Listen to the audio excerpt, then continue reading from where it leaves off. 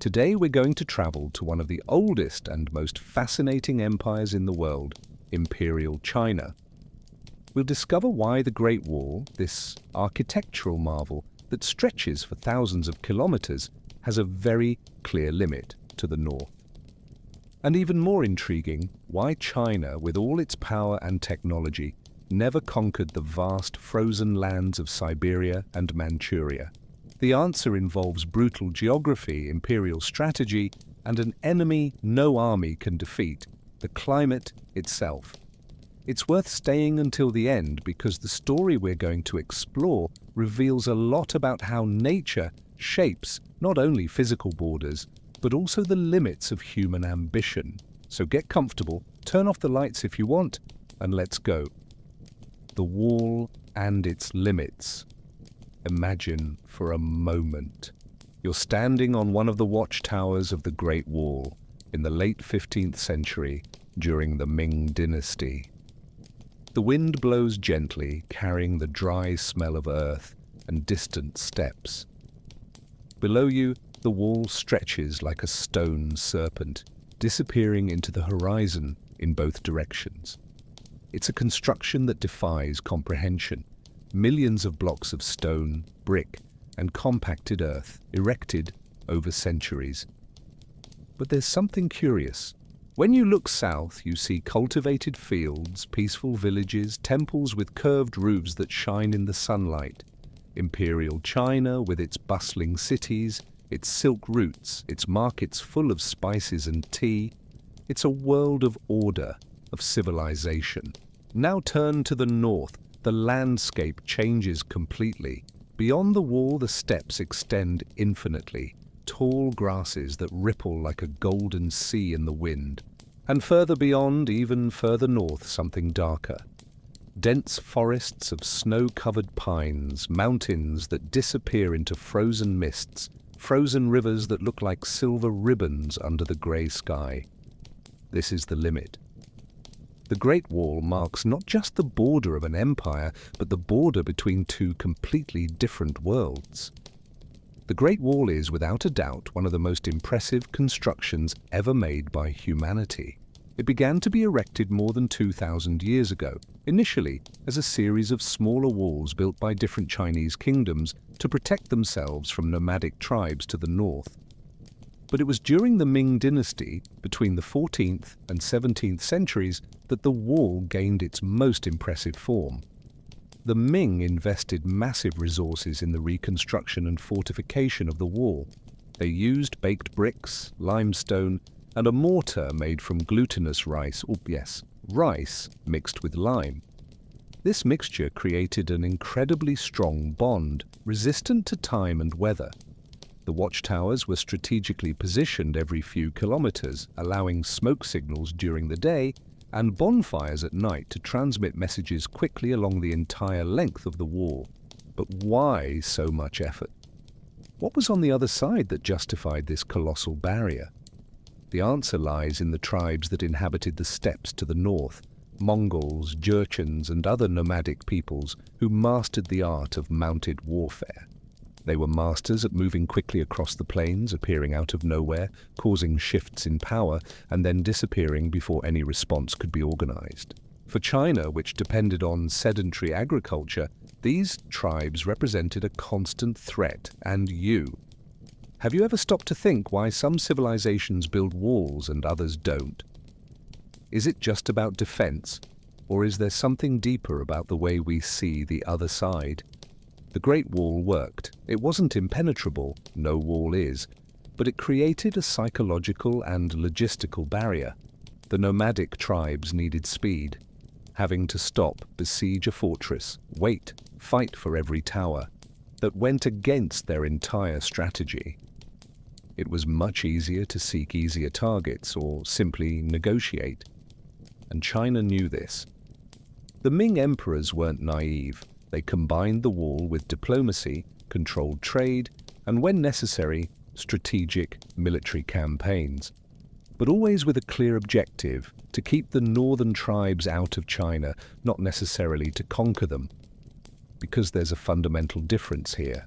The Great Wall wasn't built to be a launching platform for invasions to the north. It was built to be exactly what its name suggests: a wall, a line of defense, a limit. And this brings us to the central question of this story: why? If China had the technology, the resources, the military knowledge, why did it never seriously try to push that border northward? Why was there never a great conquest of Siberia led by Chinese emperors? The answer isn't just in the strength of the nomadic tribes. It's in something much more powerful and relentless: the very nature of the North. If you're enjoying our stories, subscribe to the channel to help our community grow and receive notifications of new stories. Comment where you're watching from and what time it is. It's fascinating for us to know where our community is around the world. Let's think for a second about what it means to go north from the Great Wall.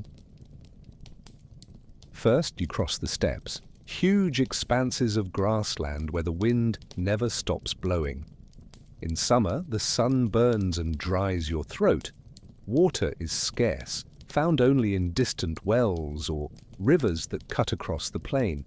In winter, the temperature plummets. It's not just cold, it's a cold that penetrates your bones, that turns sweat into ice on your skin, that makes each breath hurt in your lungs. And the steppes are just the beginning. Further north, you enter the lands we now know as Manchuria, dense coniferous forests where sunlight can barely penetrate. The ground is covered by a thick layer of pine needles, moss, and for much of the year, snow. The silence of these forests is profound, almost oppressive.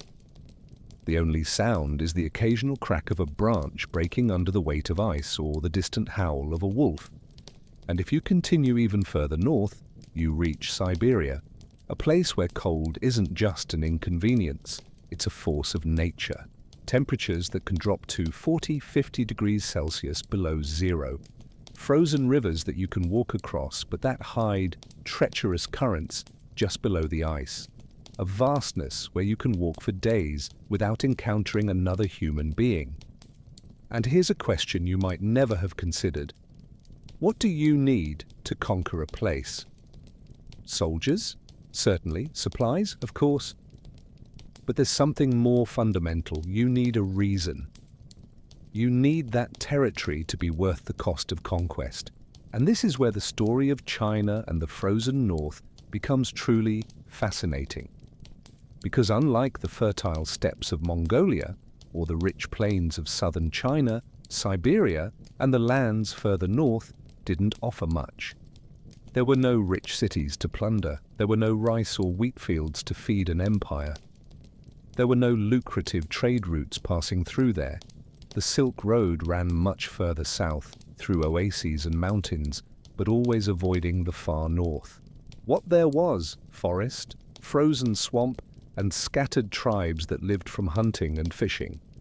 Peoples who had adapted to that brutal environment over generations, who knew how to survive with minimal resources, who could move through snow on skis made of wood and bone. For an empire like China, which depended on intensive agriculture, on a dense population, on cities and trade, that northern world was almost incomprehensible, so the wall became not just a defense, but a declaration. This side, civilization, order, rice and silk. That side, the unknown, the cold, the wild. But things are never that simple, right? Because the story of northern China is also a story of exchanges, of mutual influences, and of a challenge that would eventually come from the most unexpected place. And that's exactly where our journey gets even more interesting. The northern tribes, masters of the cold. So, who were these people living beyond the wall?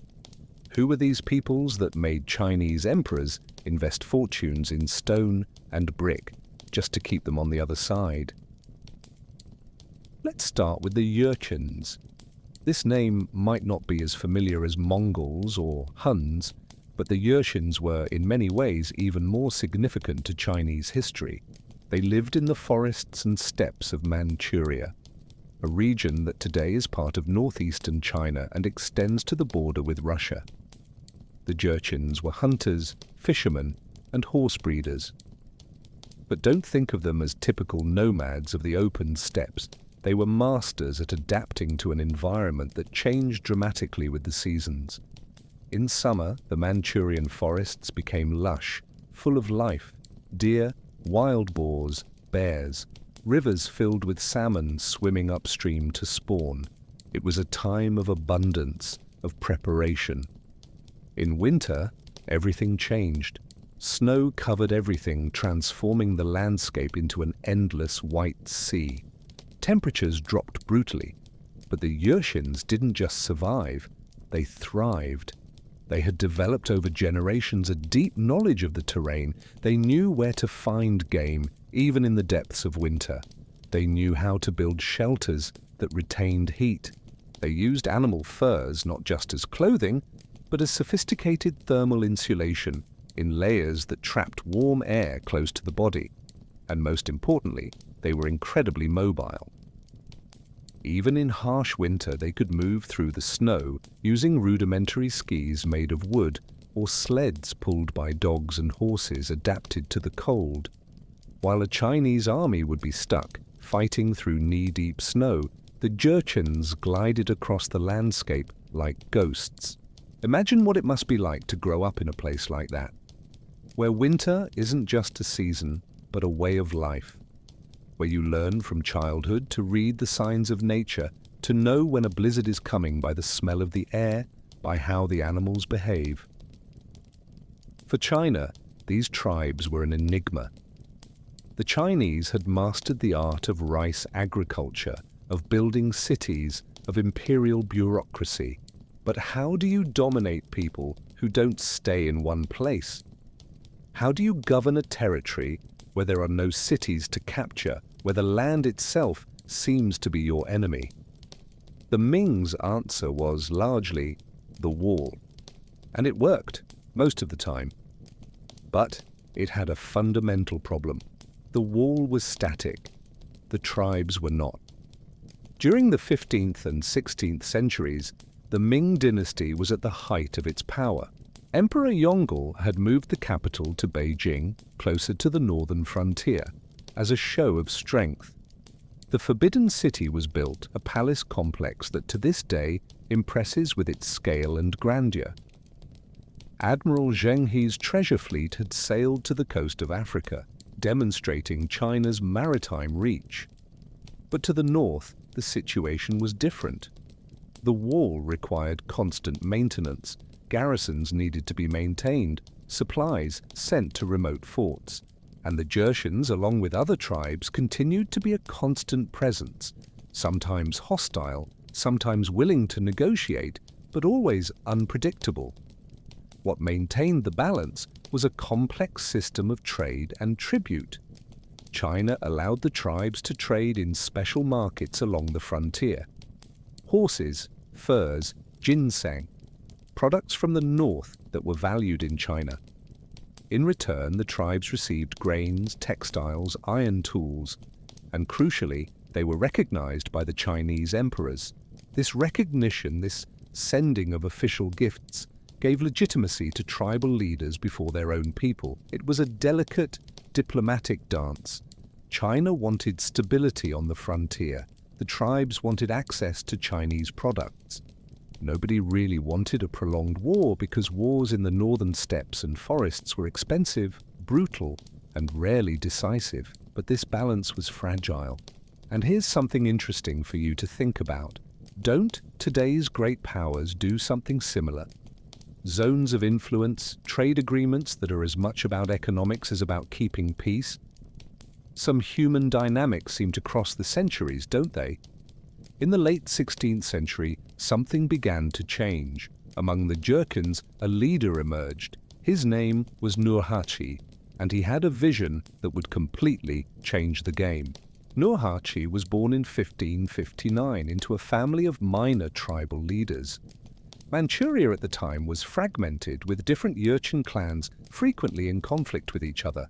But Nurhaci was different. He had a sharp understanding not just of warfare, but of social and military organization. He began by unifying the Jurchen clans one by one, not just through military alliances, but by creating a new system. He organized his people into banners, military and administrative units that mixed soldiers with their families. Each banner had its own distinctive color: yellow, white, red, blue, and later variations with borders. This banner system created loyalty not just to a leader, but to a larger structure. And Nurhaci did something even smarter. He studied China. He understood that to compete with the Ming Empire, it wasn't enough to be good at mobile warfare in the steppes. You also needed to master siege warfare, administration, large-scale logistics. He recruited Chinese deserters, artisans, scholars, learned to cast cannons, began building not just camps but fortified cities in Manchuria, created a writing system for the Jurchen language, adapting the Mongolian alphabet. In other words, Nurhaci was building not just an army, but a state that combined the mobility and endurance of the northern tribes with the organization and technology of China. And the Ming dynasty realized the danger too late. In the early 17th century, Nurhaci began testing Ming defenses. These weren't massive invasions, but strategic operations. Capture a fort here, defeat a garrison there. And each victory brought more warriors to his banners, more prestige, more confidence. In 1616, Nurhaci took the final step. He declared himself Khan of the later Jin dynasty, a new dynasty, a direct challenge to Ming authority. The Ming's response was to send a huge army to crush this nascent threat. In 1619, 4 large columns of the Ming army, totaling more than 100,000 men, marched into Manchuria to surround and destroy Nurhaci's forces. What happened next was one of the most decisive defeats in Chinese military history. But it wasn't blood and horror that decided the battle. It was geography, timing, and knowledge of the terrain. Nurhaci waited. He let the Ming armies spread out through the forests and hills of Manchuria. And then, using his superior mobility and intimate knowledge of the region, he attacked each column separately. While the Ming moved slowly through difficult terrain, carrying heavy supplies, Nurhaci's forces moved fast, appeared where they weren't expected, caused changes in territorial control, and disappeared. In the end, 3 of the 4 Ming columns were defeated. Tens of thousands of soldiers killed or captured. The psychological impact was devastating. The invincibility of the Ming army, already in doubt due to other internal problems, was broken. Nurhaci didn't live to see the complete conquest of China. He died in 1626, but his son, Hong Taiji, and later his grandson, the young Emperor Shunji, would continue his legacy. And here's the most ironic part of this whole story. The Jurchens, whom the Ming had tried to keep on the other side of the wall for centuries, didn't just cross the wall, they conquered all of China. In 1644, the Ming dynasty fell, corroded by internal rebellions, mismanagement, and natural disasters. And when a desperate Ming general opened the gates of the Great Wall, inviting Jurchen forces, now calling themselves Manchus, to help suppress a rebellion. Well, the Manchus entered, and they never left. They established the Qing dynasty, which would rule China until 1912, the last imperial dynasty. And under the Qing, something fascinating happened regarding the north, because now China's rulers were from the north. They knew those frozen lands. And yet even they didn't try to push the empire deep into Siberia. Why? Well, that's a story that involves more than just military strategy. It involves economics, ecology, and the simple reality that some places simply aren't worth the cost of being conquered. And that's what we're going to talk about next. The northern conquerors become southern emperors. So, here's one of the most fascinating twists in history. The people the Great Wall was built to keep out ended up becoming the rulers of all China. The Qing dynasty, established by the Manchus in 1644, lasted almost 300 years.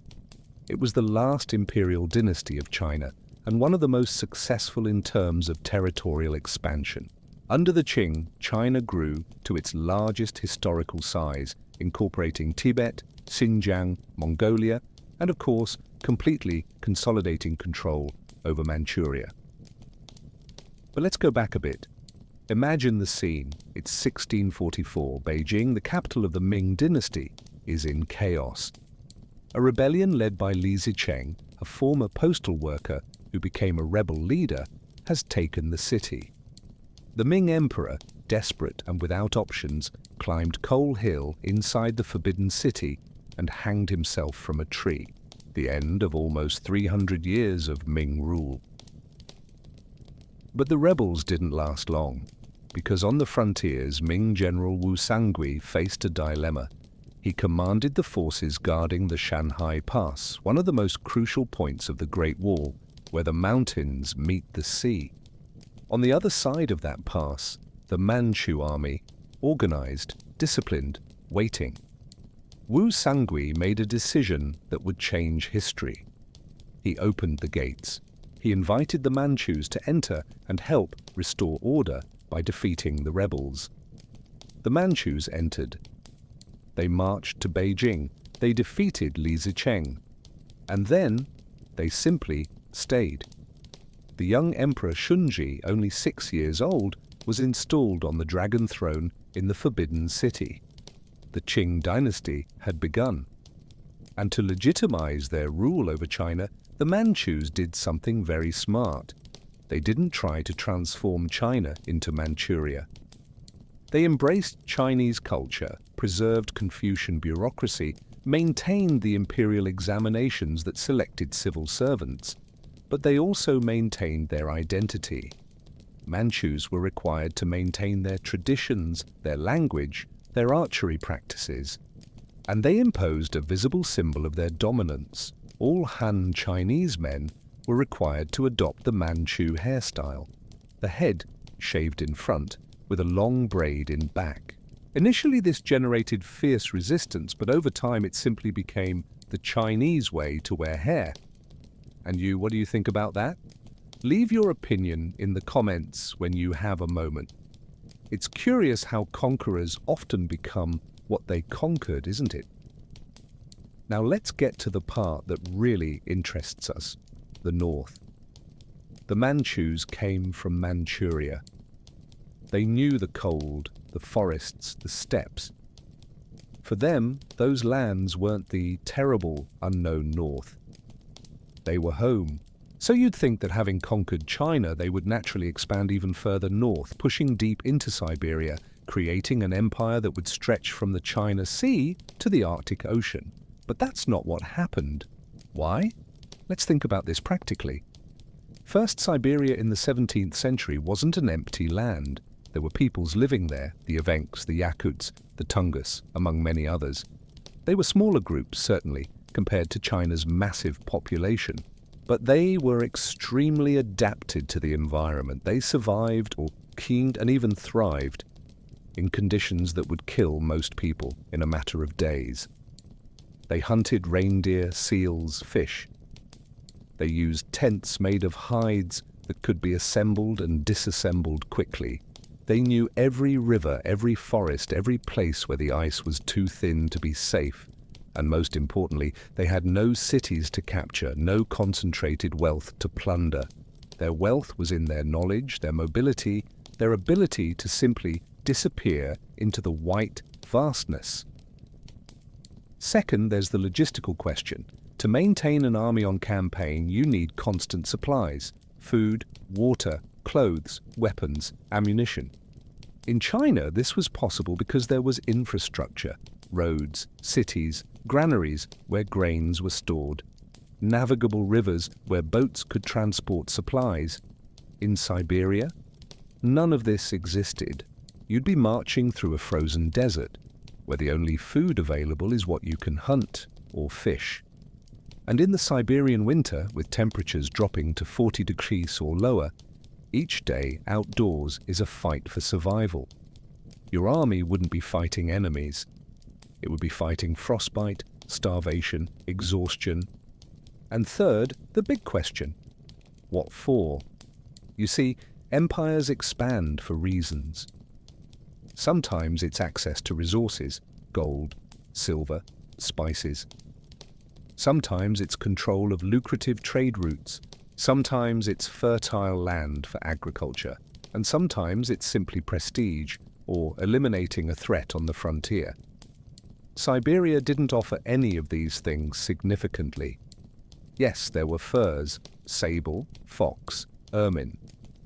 And high-quality furs were extremely valuable. But the fur trade already existed. Siberian tribes brought their furs to trade on the frontiers. It wasn't necessary to conquer all of Siberia to have access to this. It was much more efficient to simply maintain trading posts and let the specialists, the local tribes, do the hard work of hunting in one of the planet's most brutal environments. There were no rich cities. There were no rice or wheat fields. There was no large population that could be taxed. It was simply cold, forest, tundra, more cold. And the Manchus, coming from a similar environment, understood this intuitively. They knew that conquering Siberia would be like trying to conquer winter itself. Technically possible, perhaps, but insanely expensive and without real benefit. So what did they do? Something much smarter. They consolidated their control over Manchuria and established a clear frontier. And when they encountered another power doing exactly the same thing on the other side, Russia, expanding eastward across Siberia, they didn't enter a massive war. They negotiated. And this is where the story gets really interesting, because it involves the meeting of two empires, both expanding, both realizing that the real enemy wasn't each other, but the environment itself. Let's talk about the Russians. While the Manchus were conquering China from the south, Russia was making its own epic expansion, but in the opposite direction. Starting in the late 16th century, Cossacks and Russian traders began pushing eastward across the Ural Mountains, entering Siberia. It was an expansion motivated primarily by furs. Europe had an insatiable demand for sable furs, and Siberia had sables in abundance. So the Russians built a network of forts, ostrogs, along the Siberian rivers. These rivers were Siberia's roads. In summer, you sailed them. In winter, when they froze solid, you could pull sleds over them. Russian expansion was incredibly fast. In less than 60 years, they crossed the entire Asian continent. In 1639, Russian explorers reached the Pacific Ocean. It was an astonishing geographic achievement and also an absolute logistical nightmare. Because here's the reality: Russia in Siberia was essentially a thin line of forts connected by river routes, surrounded by a frozen void, sparsely populated by indigenous tribes. The Russians collected tributes in furs from these tribes, sent the furs back west, and tried to survive the winters. Then, in the mid-17th century, the Russians, pushing along the Amur River, encountered something unexpected: Qing fortifications, Manchu soldiers, another empire. And here was the dilemma. Both sides could fight, but fight where? In the frozen forests of northern Manchuria? Along supply lines that stretched thousands of kilometers? And for what exactly? Both sides did the math and came to the same conclusion. Negotiating was cheaper. In 1689, representatives of the Qing and Russia met at Nerchinsk, a small Russian fortress near the Shilka River. The negotiations were complicated. They needed interpreters who spoke multiple languages just to communicate, but eventually they reached an agreement. The Treaty of Nerchinsk established a border between the Qing and Russian empires. The Russians agreed to abandon their forts along the Amur River. The Qing agreed to allow limited Russian trade, and both agreed implicitly that vast stretches of the north, that endless region of forest and tundra, simply weren't worth fighting over. It was the first treaty China signed with a European power on equal terms. And it's fascinating because it demonstrates something profound. When two empires meet in a sufficiently hostile environment, the environment becomes more important than the rivalry. Curious, isn't it? Nature as a diplomatic force, extreme cold creating peace where there could have been war. But the story of northern China doesn't end there. Because although the Qing never tried to conquer Siberia, they did something equally impressive. They consolidated and expanded the empire in other directions, creating what would become modern China. And it's about this expansion, and about the broader lessons we can draw from this story that we'll talk about in the next chapters. For now, think about this. Sometimes the greatest power isn't conquering everything you can see, it's knowing where to stop. The empire expands, but not to the north. So let's talk about what the Qing did conquer, since Siberia was clearly off the list. During the 17th and 18th centuries, the Qing dynasty created what would become China's largest territorial extent in history. But the direction of this expansion is revealing. They went west, south, to the mountains. Everywhere except the far north. Let's start with Tibet. Tibet, that kingdom of towering mountains, Buddhist monasteries, and the roof of the world, was gradually incorporated into the Qing Empire during the 18th century. But it wasn't a brutal military conquest. It was a complex process involving religion, diplomacy, and strategic protectorate. The Qing emperors were Tibetan Buddhists. This was a heritage from the Manchus, who had been influenced by Tibetan Buddhism even before conquering China. So there was a genuine religious connection. The Dalai Lamas were respected by the Qing emperors, and in return, they recognized imperial authority. When rival factions in Tibet began fighting for power, the Qing intervened, not as foreign conquerors, but as protectors. They established garrisons, but also respected Tibetan autonomy in religious and cultural matters. It was a type of soft control, very different from complete military occupation. And here's the interesting contrast. Tibet, despite being incredibly difficult to reach, mountains that touched the sky, thin air, intense cold, still had value for the empire. It had religious importance, it had strategic importance, controlling access to routes leading to India. And it had a centralized population with institutions that could be incorporated into the imperial structure. Siberia, it had none of this. Now let's go west, to Xinjiang. Xinjiang, literally new frontier in Chinese, is a vast region of deserts, oases, and mountains in China's far west. In the 18th century, it was home to various groups: Uyghurs, Kazakhs, Mongols, each with their own traditions, languages, and loyalties. The Qing conquest of Xinjiang was motivated primarily by strategic concerns. The Dzungars, a powerful Mongol Khanate, controlled much of the region and represented a constant threat to China's western frontiers.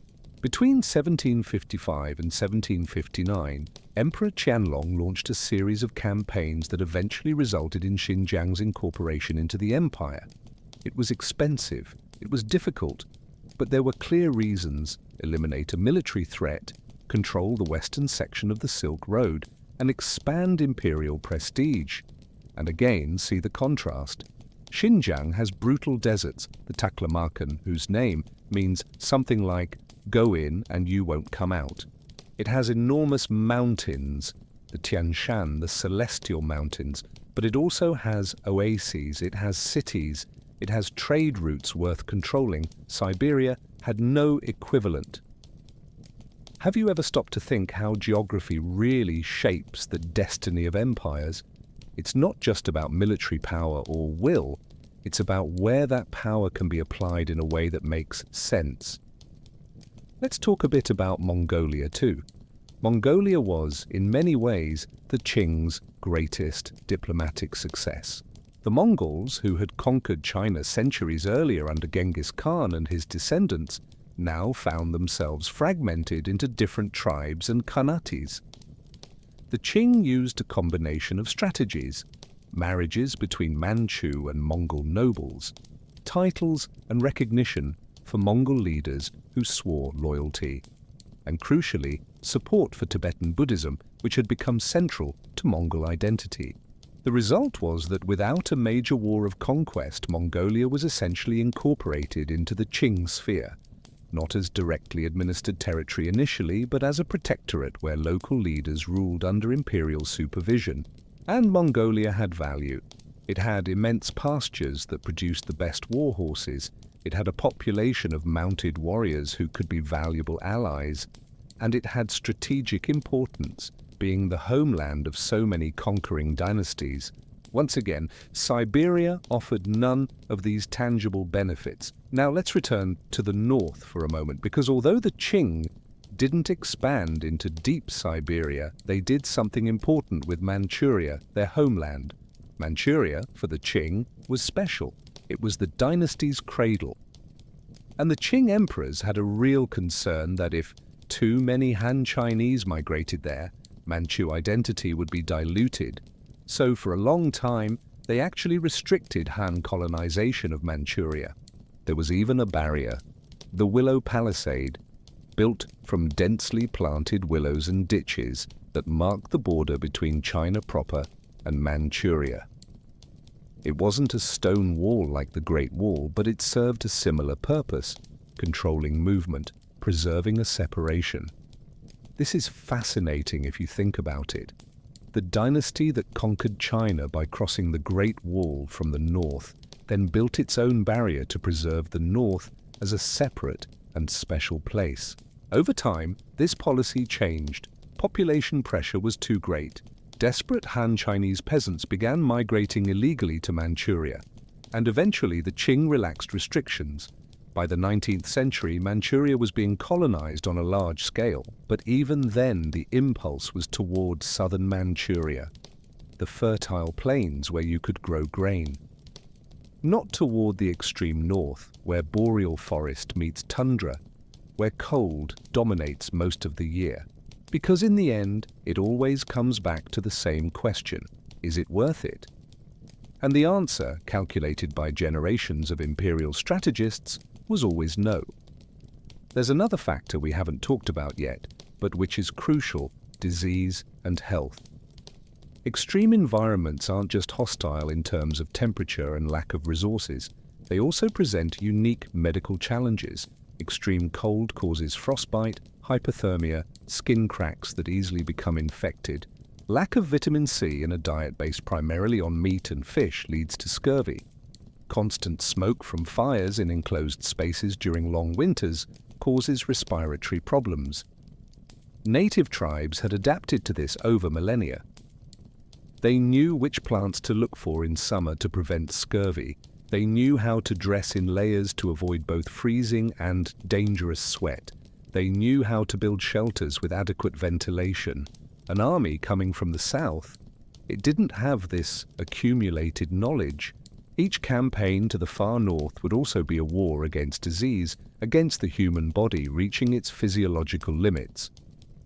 The Russians learned this the hard way. Their first expeditions to Siberia had horrible mortality rates, not from battles, but from cold, hunger, and disease. It took generations for Russians to develop the knowledge, much of it learned from indigenous peoples, of how to survive there. The Qing, wisely, decided they didn't need to learn these lessons. They had a rich and vast empire to govern. Why add a frozen desert? Think about that for a second. Wisdom isn't just in knowing what you can do, but in knowing what isn't worth doing. How many times as a society do we forget this lesson? There's also the question of power projection. Empires need to be able to project power to maintain conquered territories. This means moving troops quickly when there are rebellions or external threats. It means collecting tributes and taxes. It means imperial authority needs to be felt, visible, real. In China proper, this was possible.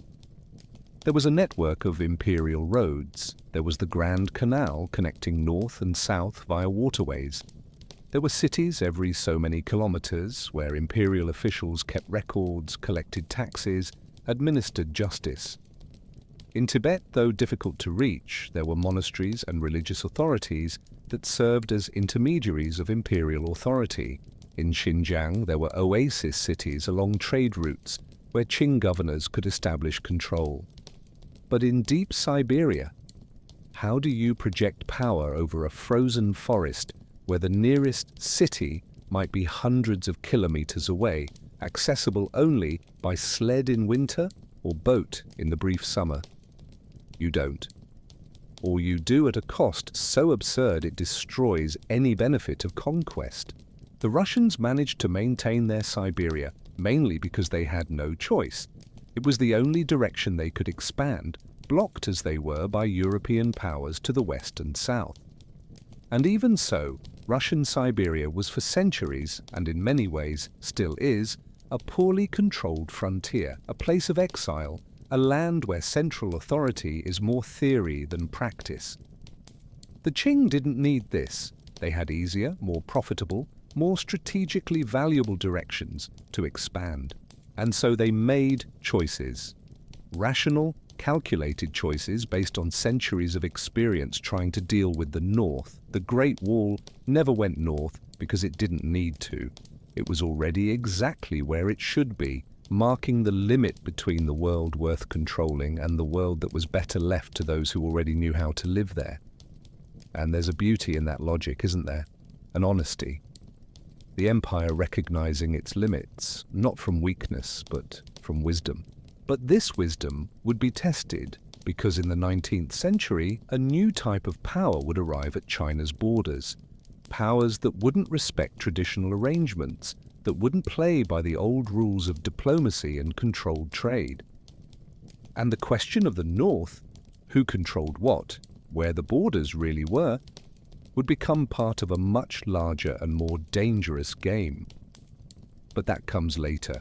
For now, we're in the golden years of the Qing Empire, when China was the world's largest economy, when emperors sat on the dragon throne surrounded by wealth and power, when the wall to the north stood silent, fulfilling its role as it always had, marking a border.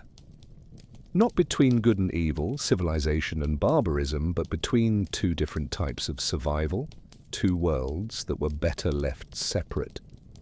And in the silence of the watchtowers, with wind blowing through the stone battlements, this understanding endured.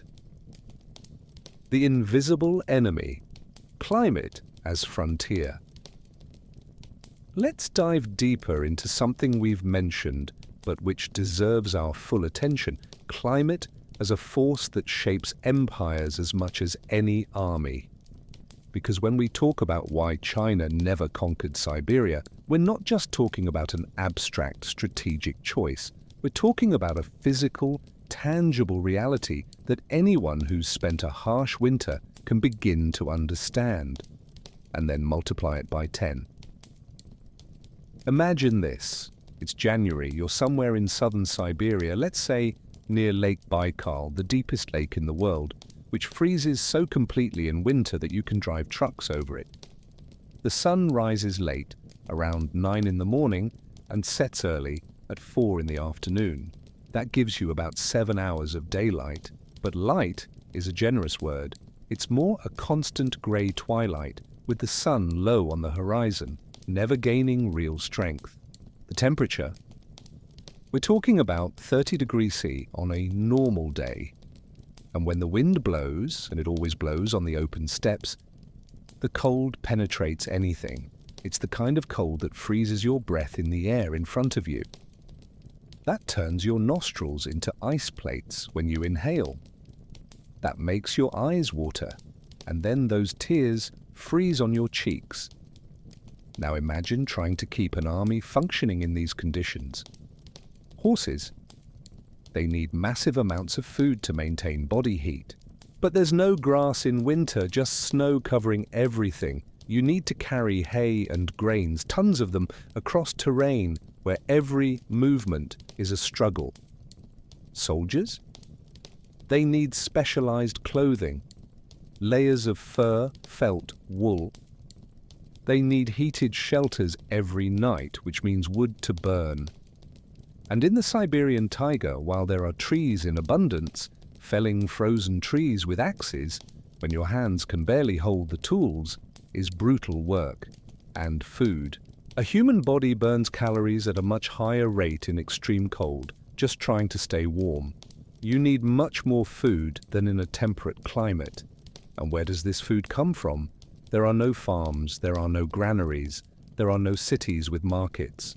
Stay with me until the end, because what comes next is a fascinating part of this journey. We're going to explore how different civilizations throughout history dealt with this same challenge, and why some succeeded where others failed. Let's make an interesting comparison. When the Qing conquered Xinjiang, they faced the Taklamakan Desert, one of the most inhospitable places on Earth. Extreme temperatures, water scarcity, sandstorms that can bury entire caravans. But here's the crucial difference. There were routes through the desert. Routes established over millennia, connecting oases. And these oases were support points, places where you could replenish water, buy supplies, rest. The oasis cities like Kashgar, Turfan, Khotan had established populations, agriculture based on sophisticated irrigation systems, trade. So, although the desert was brutal, there was human infrastructure built over centuries to make crossing possible. The Silk Road didn't arise by chance. It was the result of generations of traders, explorers, and engineers discovering viable paths. Siberia? It had no equivalent. There were tribes, yes, but sparse. There were no cities. There was no sedentary agriculture to create surpluses that could sustain travelers. The rivers were useful, but only if you knew exactly how to use them, which were navigable, which had dangerous rapids, where ice was safe to cross on foot, and where it was treacherous. And that knowledge? It was in the heads of local tribes, accumulated over countless generations. It wasn't written on maps that a Qing general could study.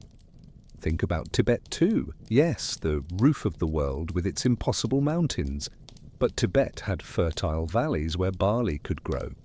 It had monasteries that served as centers of knowledge and authority. It had well-established caravan routes.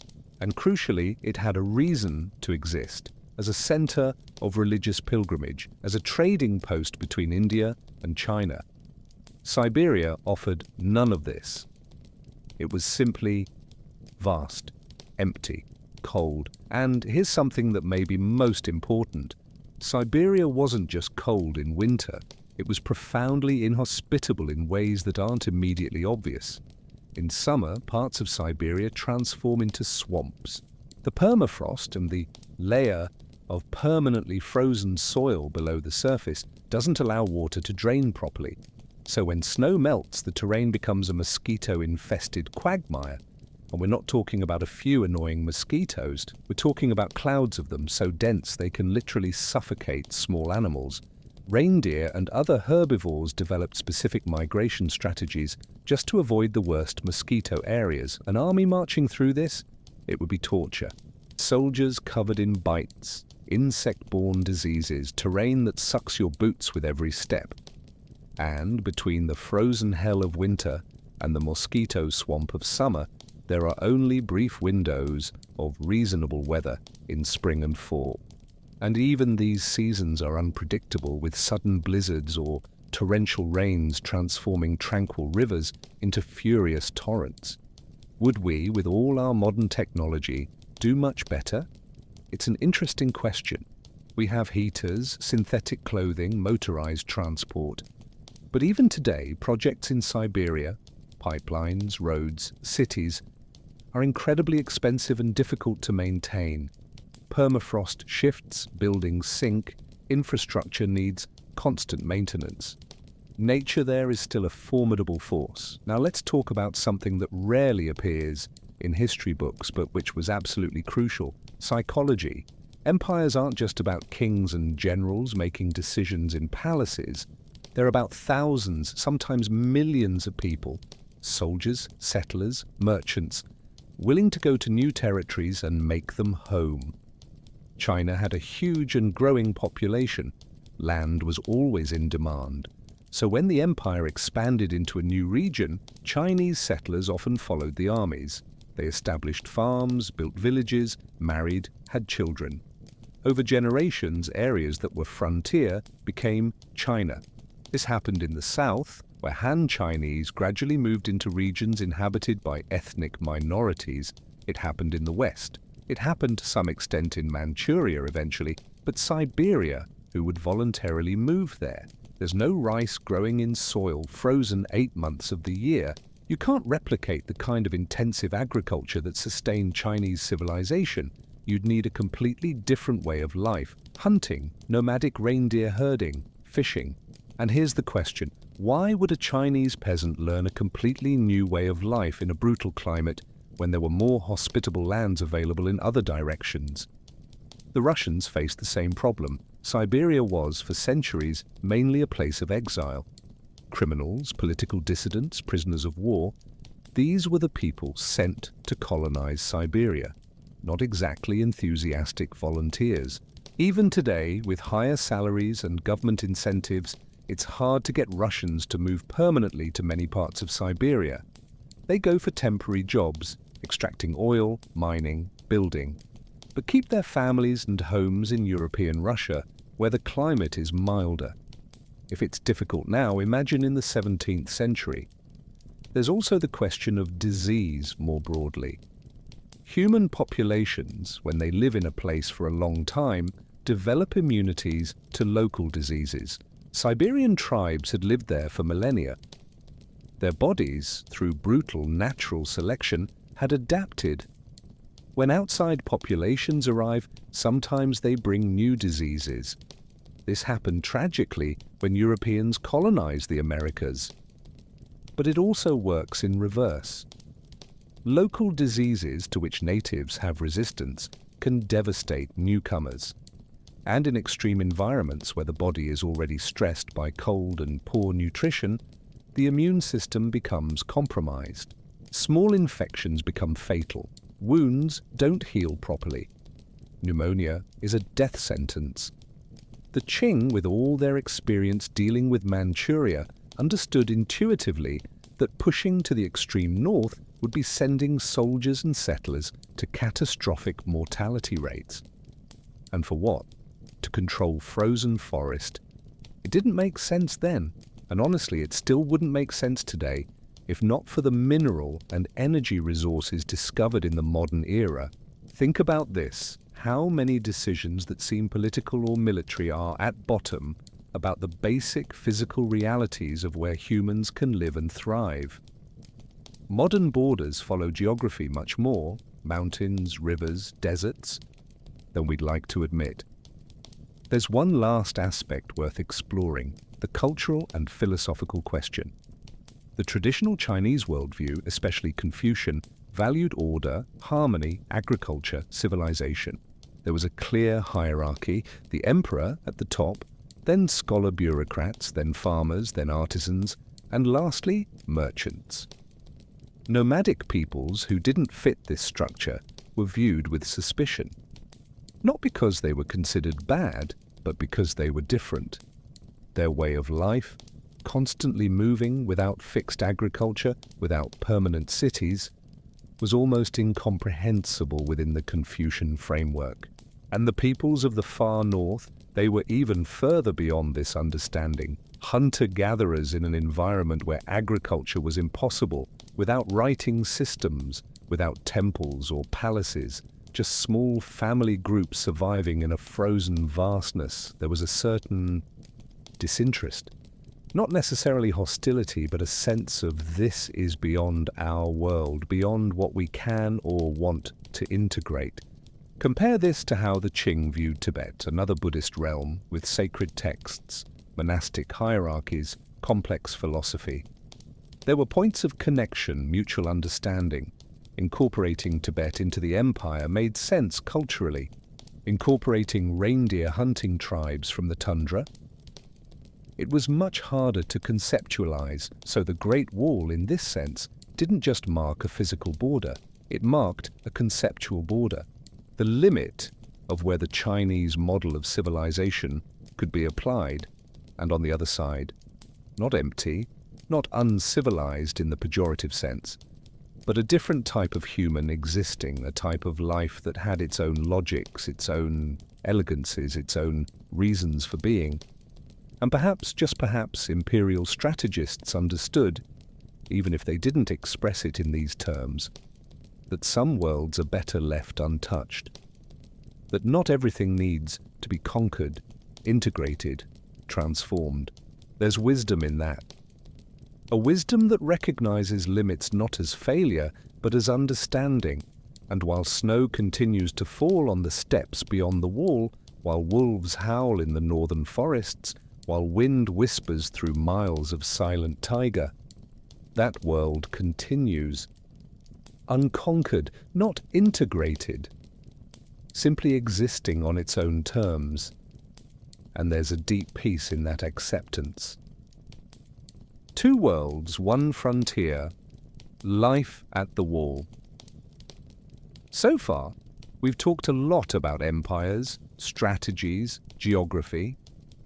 But let's shift focus for a moment. Let's talk about the people who actually lived on this frontier.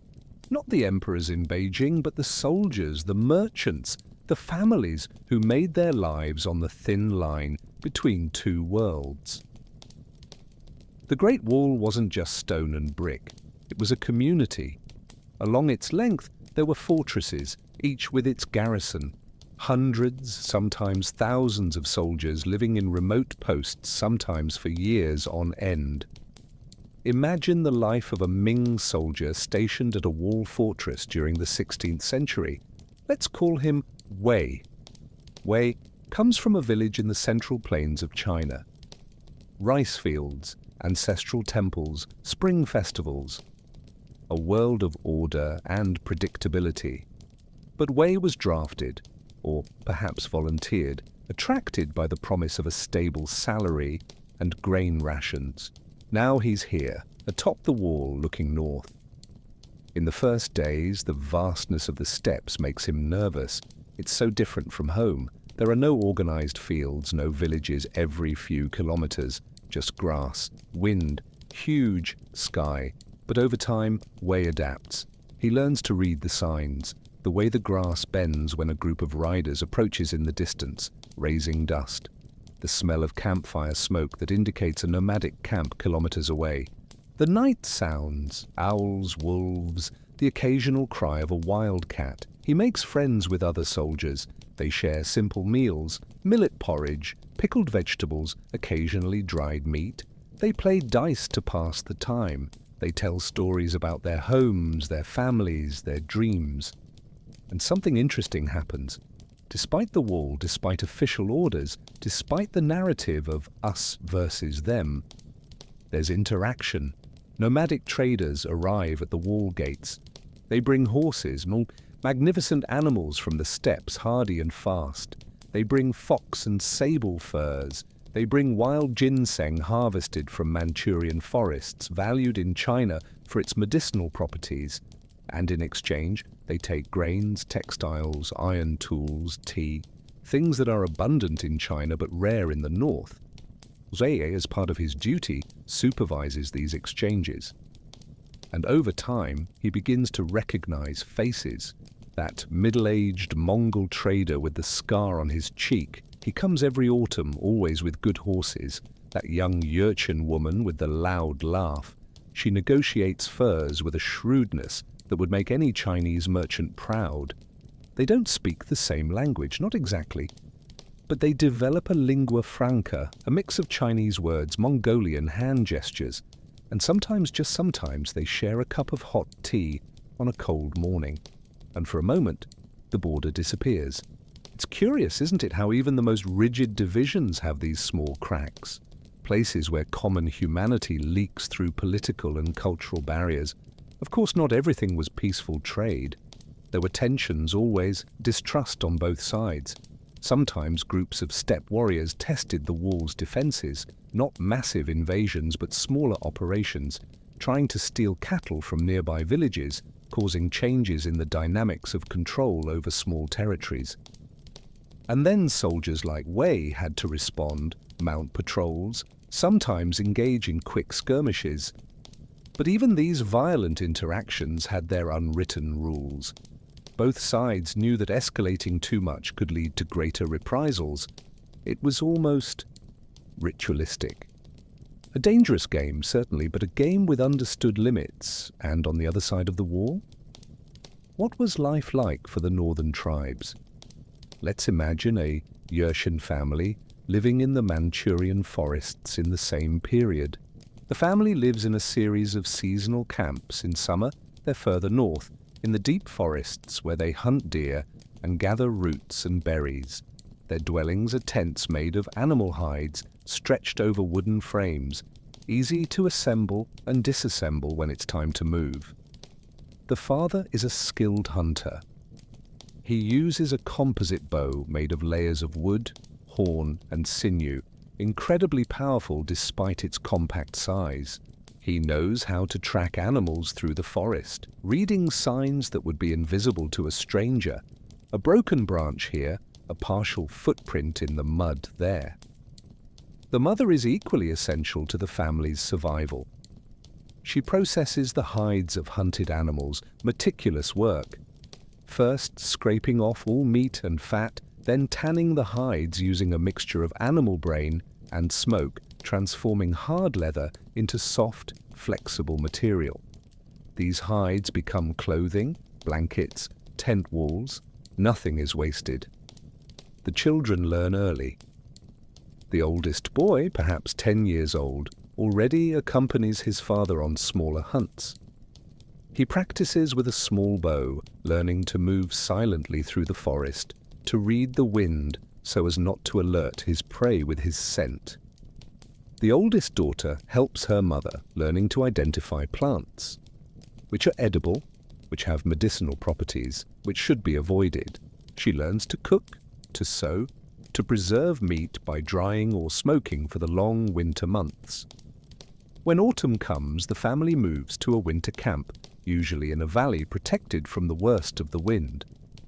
Here they build a more permanent structure, a semi-subterranean house, partially buried in the earth for insulation, with wooden walls and a thick roof of grass and earth. Inside, it's surprisingly cozy. A central fire provides heat and light. Smoke exits through a hole in the roof that can be adjusted with a hide flap. Around the fire, the family gathers on long winter nights. And what do? They tell stories. Oh, the stories. Stories of ancestors, of great hunters of the past, of forest spirits that must be respected. Stories of how the bear received its strength, of how the fox gained its cunning, of how the first Yurshans learned to make fire. There's no writing to record these stories. Everything is oral, passed from generation to generation, each teller adding their own flourishes, but maintaining the essential core. It's a form of education, entertainment, cultural preservation, all in one. And you know what's fascinating? Some of these stories, collected by anthropologists centuries later, show a profound understanding of the natural environment. Animal migrations, plant cycles, weather patterns, all encoded in memorable narratives. Think about this. We tend to think of knowledge as something written, formal, academic. But there's a profound knowledge that exists in oral traditions, in practices passed hand to hand, in stories told around campfires. Did we lose something when everything was written down? When spring comes, there are celebrations. The family joins other families from the clan, maybe 50, 100 people gathering at a traditional location. There are feasts, reindeer or deer meat roasted over open fires. There are competitions, archery, wrestling, races, and there's business to handle. Marriages are arranged, disputes between families are resolved by respected elders. Decisions are made about where to hunt in the coming year. Which areas should be left to rest so animals can recover? It's tribal democracy in action. There's no absolute king here. The clan leader is usually the most respected hunter or warrior, someone who has proven their skill and wisdom, but he can't simply give orders. He needs to persuade, build consensus, respect the opinions of elders and family heads. And when traders arrive from China, perhaps having traveled through the wall with official permission, or perhaps having found some less guarded point, there's a buzz of excitement. They bring marvels, silk fabrics that seem to flow like water, so different from the furs and wool the Jurchens normally use. Iron pots that are much more durable than bronze or ceramic ones. And tea? Oh, the tea. After a long hunt on a cold morning, a cup of hot tea seems almost magical. In return, the Jurchens offer what they have: high-quality furs, ginseng they collect from the forests, horses raised on the grasslands. It's a meeting of two worlds, and despite all the differences with language, religion, way of life, there's trade, there's exchange, there's a kind of mutual respect born of practical necessity. Because here's a fundamental truth: official borders are one thing, but in real life, on the line where two worlds touch, things are always more complicated, more nuanced. There are mixed marriages sometimes. A Chinese soldier stationed at the wall who falls in love with a woman from a local tribe, or a Jurchen trader who marries a Chinese merchant from a frontier town. Their children grow up bilingual, bicultural, belonging to both worlds and to neither completely.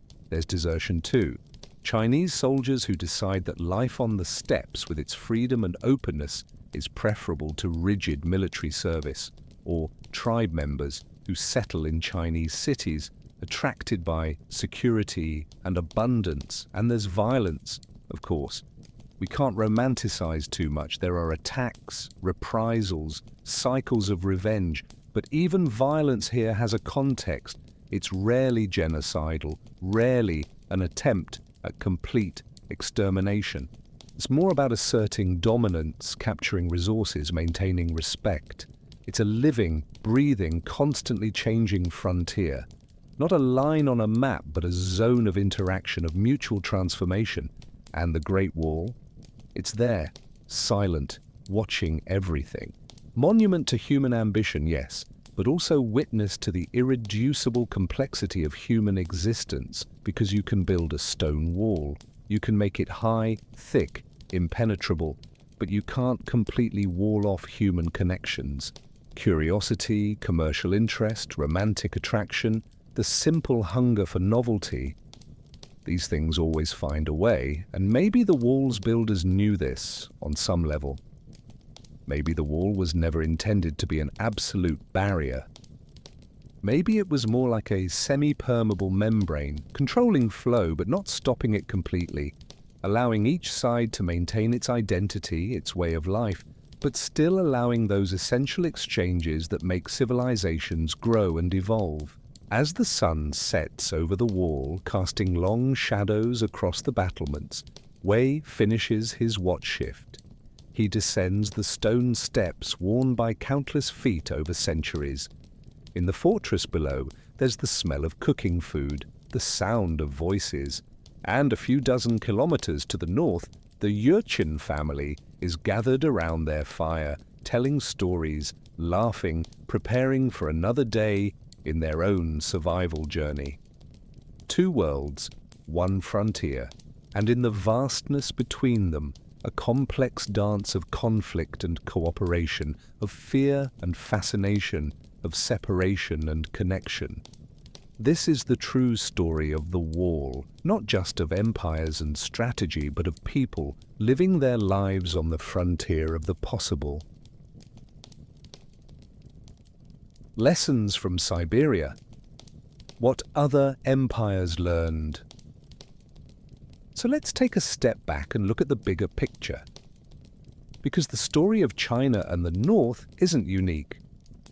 Throughout history, other empires faced similar challenges. Frontiers that pushed against extreme environments, the temptation to expand indefinitely, the question of where to stop. And what's fascinating is to see how different civilizations responded. Some learned the same lessons as the Qing, others didn't. Let's start with the most obvious empire for comparison, Russia. Russia, as we briefly mentioned, expanded across Siberia during the same period the Qing were consolidating their control over China. But there were crucial differences in motivation and method. For Russia, eastward expansion was almost a necessity. The Russian state, centered in Moscow, was surrounded by rival powers in Europe: Poles, Swedes, Ottomans. Expanding west or south meant constant war with powerful neighbors. The East? The East was relatively open, and there was an immediate economic incentive: furs. 16th and 17th century Europe had an obsession with furs, especially sable, and Siberia had sables in abundance, until then relatively unhunted, because local populations were small, so the Cossacks, Russian warrior explorers, pushed eastward like a wave.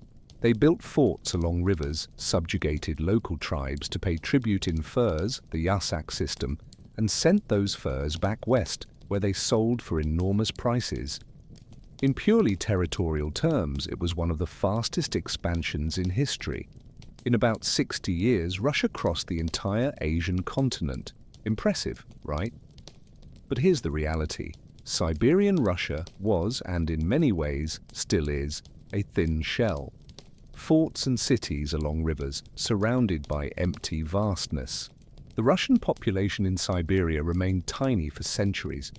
Even today, with all modern incentives, most of Russia's population lives in the European part of the country. Siberia gave Russia territory. It gave resources. First furs, then minerals, timber, eventually oil and gas. But it never really became Russia the way, say, Ukraine or Belarus were integrated. It was always a frontier, a distant place, an emptiness between Moscow and the Pacific Ocean. And the cost? The cost was immense. Not just in financial resources, but in lives. Early expeditions had terrifying mortality rates: starvation, cold, disease, conflicts with local tribes. Siberia literally became synonymous with exile and suffering in Russian culture. If you're enjoying this journey, subscribe to the channel so you don't miss our next stories. We still have much more to explore about how geography shaped the destiny of empires. Compare this to the Qing approach. The Qing looked at the same type of territory: extreme cold, sparse population, limited resources except furs, and said, no thank you. They didn't need that territory. They had more valuable directions to expand, and they weren't surrounded the way Russia was. They had the luxury of choosing their battles. It's a profound lesson about imperial strategy. It's not always about conquering as much as possible. Sometimes it's about conquering what you can actually use, what you can integrate, what adds value instead of just adding problems. Let's look at another example. The Roman Empire. Rome at its height controlled the entire Mediterranean basin, the Mare Nostrum, our sea. And they kept expanding: Gaul, modern France, Britain, parts of Germania, the Middle East, North Africa. But there were limits. In northern Europe, the Romans encountered the dense forests of Germania, and after some conquest attempts that ended in disaster, especially the Battle of Teutoburg Forest in 9 AD, where 3 entire legions were destroyed, Rome decided to establish a fortified frontier. The Germanic limes, a series of forts, walls and watchtowers, not very different conceptually from the Great Wall. And beyond it, Rome didn't seriously try to conquer. The Germanic forests, with their dispersed tribes and lack of cities or infrastructure, simply weren't worth the cost. Sound familiar? And there's the example of Hadrian's Wall in Britain. Built in the 2nd century AD across the island's narrowest point, marking the northern limit of Roman control. Beyond it, the Scottish Highlands with their warlike Pictish tribes. Could Rome have conquered Scotland? Probably, with enough effort. But why? There were no rich cities, no wheat fields, no significant gold or silver mines. There were mountains, swamps, and people very good at guerrilla warfare. So Rome built a wall, marked a frontier, and said, "This far, no further." It's the same calculation, the same recognition that empires, however powerful, have practical limits. Now let's go to a more modern but no less instructive example.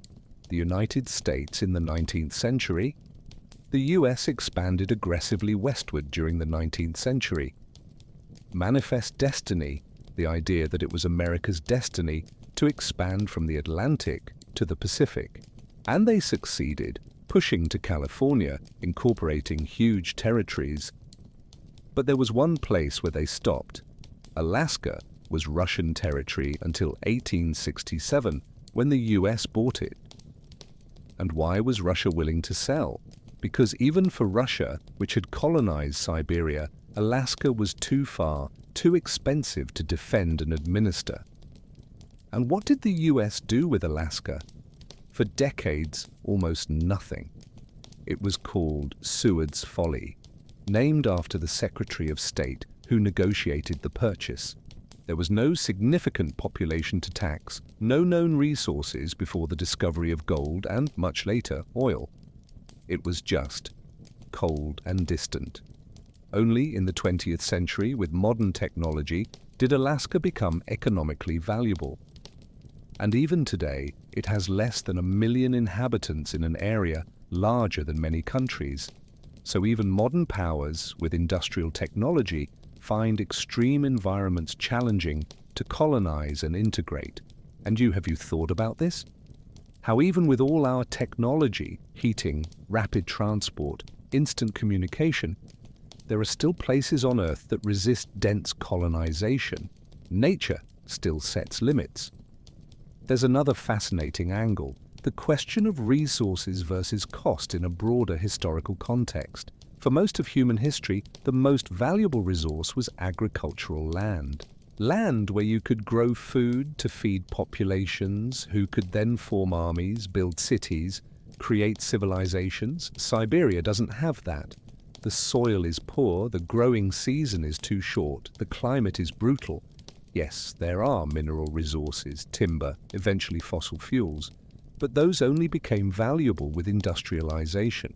In the context of the 17th century, when the Qing were making decisions about where to expand, Siberia literally didn't offer the resources that defined power at that time.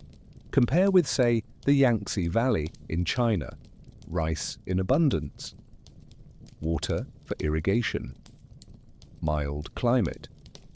Dense population. That kind of territory was worth wars, worth massive investment to control and develop. Or consider the Punjab in India. Land of 5 rivers. Incredibly fertile. Empires fought for the Punjab for millennia because controlling it meant controlling massive food surpluses. But frozen forest in Siberia? You don't feed an empire with that. Not in the pre-industrial world. And here's something rarely discussed but crucial. The question of administration and governance. Empires aren't just about controlling territory. They're about administering it, collecting taxes, maintaining order, enforcing laws, resolving disputes. This requires bureaucracy, communication, the ability to project authority. In traditional China, this was done through an elaborate system of literate officials, the mandarins, who had passed competitive examinations. These bureaucrats went to distant provinces, administered justice, supervised public works projects, collected taxes. But this system presupposed sedentary populations concentrated in villages and cities. It presupposed agriculture that generated surpluses that could be taxed. It presupposed people who shared, or at least understood, basic Confucian values. How do you administer nomadic tribes in the Siberian tundra with this system? You don't. They don't fit the model. Russia solved this, sort of, through a looser system. Siberian tribes paid tribute in furs, but were largely left to govern themselves. Russian traders and Cossacks interacted with them, but there was no real attempt to transform them into Russians or fully integrate their lands into the Russian state the way European provinces were integrated. In other words, even Russia, which technically conquered Siberia, didn't really govern it in the full sense.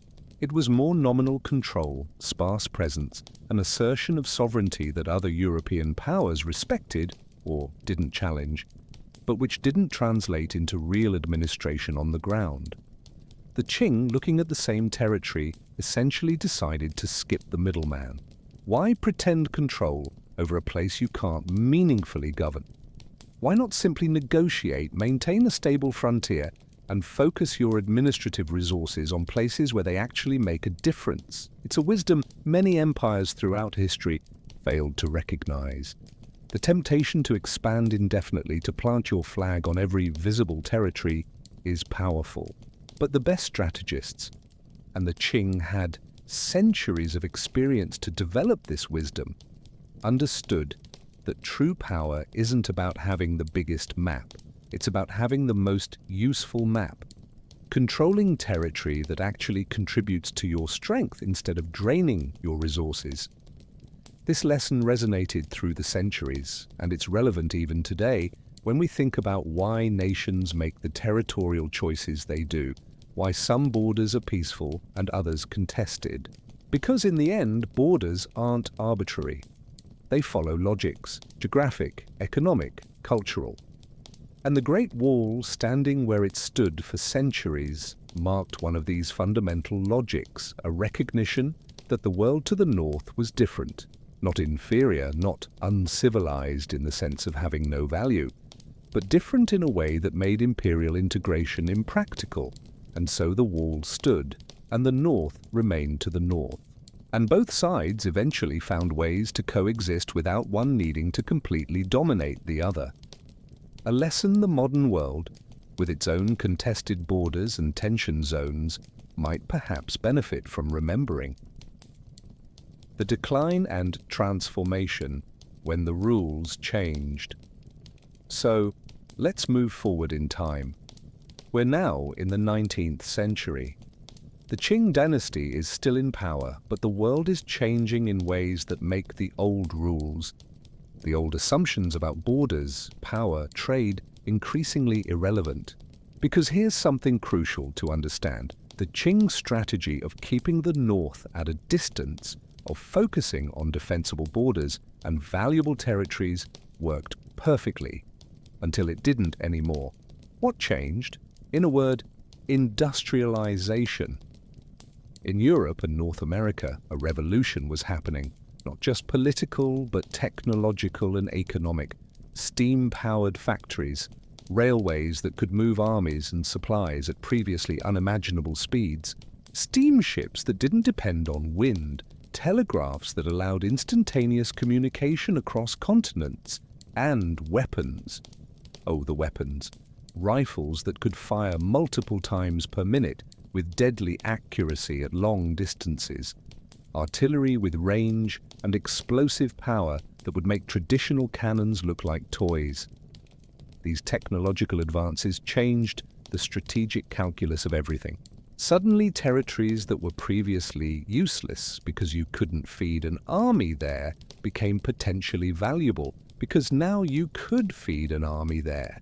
Through railways bringing supplies from thousands of kilometers away, you could keep soldiers warm with coal heaters, you could communicate with the capital through telegraphs, and resources that were previously impossible to extract, ores deep in the earth, petroleum, coal in industrial quantities, suddenly became the new basis of power. Siberia, with its vast mineral deposits, its forests that could feed timber industry, eventually its oil and natural gas, suddenly didn't look so useless anymore. But there's a cruel irony here. China invented gunpowder, the compass, paper, printing. For centuries, it was technologically advanced or equal to any civilization on Earth.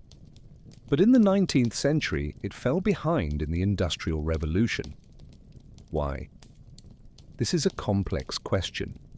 Historians still debate. part was complacency. China was so successful with its traditional methods that there was little incentive for radical change. Part was social structure. The Confucian system valued scholars over merchants and inventors. Part was simply timing and historical circumstance. But the result was that when European powers began arriving on China's coast in the 19th century, they had a technological advantage that was almost impossible to overcome. And these powers didn't play by the old rules. Traditionally, when empires met, there was protocol. Diplomacy, tribute, controlled trade. A careful dance of mutual respect and balanced interests. The European powers, Britain, France, eventually Germany, Russia, even the United States, weren't interested in dancing. They wanted open trade, territorial concessions, unequal treaties, and they had the military force to demand it. The First Opium War, 1839-1842, was the first major shock. Britain, frustrated with Chinese restrictions on trade, and desperate to reverse the trade deficit caused by European demand for Chinese tea, essentially forced China to accept opium imports from British India. When China tried to resist, justifiably considering opium was devastating its population, Britain responded with military force. And the technological difference was stark. British steam-powered warships could navigate upriver against the current, something impossible for traditional sail. British cannons had range and accuracy that Chinese defenses couldn't match. The result? China was forced to sign the Treaty of Nanking, ceding Hong Kong, opening ports to British trade, paying enormous indemnities. It was humiliating, and it was just the beginning. Throughout the rest of the 19th century, China faced what they call the century of humiliation. War after war, unequal treaty after unequal treaty. Territories being carved off, not just peripheral ones, but central parts of the empire. The Taiping Rebellion, a devastating civil war that killed tens of millions. The Second Opium War, the Sino-Japanese War, where Japan, which had embraced industrial modernization aggressively, decisively defeated China. It's painful to see such a large empire, so ancient, with so much history of success, reduced in this way. And it makes you think, how much of power is really permanent? How much is just a reflection of temporary circumstances? And here's where the question of the North becomes relevant again. While China was struggling to deal with pressures from the south and east, Europeans and Japanese on the coast, Russia was moving in the north. Remember the Treaty of Nerchinsk in 1689, where Qing and Russia established a peaceful border? Well, in the 19th century, with China weakened, Russia decided it was time to renegotiate. Between 1858 and 1860, through a series of treaties, the Treaty of Aigun and the Convention of Beijing, China was forced to cede vast areas north of the Amur River and east of the Ussuri River to Russia. We're talking about huge territories, hundreds of thousands of square kilometers. The region where Vladivostok, Russia's main Pacific port, sits today, was ceded by China. Now here's the question. These were territories that the Qing had, in previous centuries, deliberately chosen not to develop intensely. They were the empire's margins, areas where control was nominal. But now, with Russia building cities there, railways, military ports, suddenly they had strategic value they didn't have before. Technology had changed the game. The Trans-Siberian Railway, completed in 1916, meant Russia could move troops and supplies from European Russia to the Far East in a matter of weeks, not months or years. Siberian territory, which had been a barrier, was now a bridge. And China, too weak to resist, lost territories that its ancestors had wisely decided not to actively pursue, but which were still technically part of the empire. It's a lesson about how technological changes can make perfectly rational long-term strategies obsolete. Within China, there was intense debate. Reformers argued China needed to modernize, adopt Western technology, reform institutions, build factories and railways. Conservatives argued this would mean abandoning the essence of Chinese civilization, that traditional values were more important than temporary military power. It was a genuine dilemma. How do you modernize without losing your identity? How do you adopt tools from foreign cultures without being culturally colonized? Japan, watching from the sidelines, made a radical choice. The Meiji Restoration of 1868 was essentially a top-down revolution. The Japanese government decided to modernize aggressively, adopting Western technology, military institutions, even fashion. Japanese spirit, Western learning was the motto, and it worked, in a way. In just a few decades, Japan transformed from a feudal realm into an industrial power, and then it turned these new capabilities against its neighbors, first Korea, then China, eventually trying to create its own empire. China tried to reform, but more hesitantly, more fragmentedly. The 100 Days Reform in 1898 was an attempt at rapid modernization, but it was crushed by conservative forces after just, you guessed it, 100 days. And meanwhile, the empire continued disintegrating at the edges. Manchuria, the Qing homeland, became a battleground between Russian and Japanese influences. Tibet, always with significant autonomy, began asserting independence more openly. Outer Mongolia gravitated toward the Russian orbit. The Great Wall, which had marked a stable frontier for centuries, was now almost irrelevant, because threats no longer came from horse-mounted tribes from the steppes. They came from warships at sea, from modern armies with rifles and artillery, from powers that could project force across oceans. Think about this. A structure that was relevant for more than 2,000 years, that defined a civilization, that survived dozens of dynasties, suddenly became an anachronism. What must it have been like for people living through this transition, seeing the world they knew transform so rapidly? In 1912, the Qing dynasty fell. China's last imperial dynasty ended not with a great battle, but with an abdication. The young Emperor Puyi, still a child, was forced to renounce the throne. The Republic of China was proclaimed, but the Republic inherited a country in chaos. Warlords controlled different regions. Foreign powers had concessions and spheres of influence. The unity China had maintained for millennia was broken, and the north? Manchuria was invaded by Japan in 1931, establishing the puppet state of Manchukuo.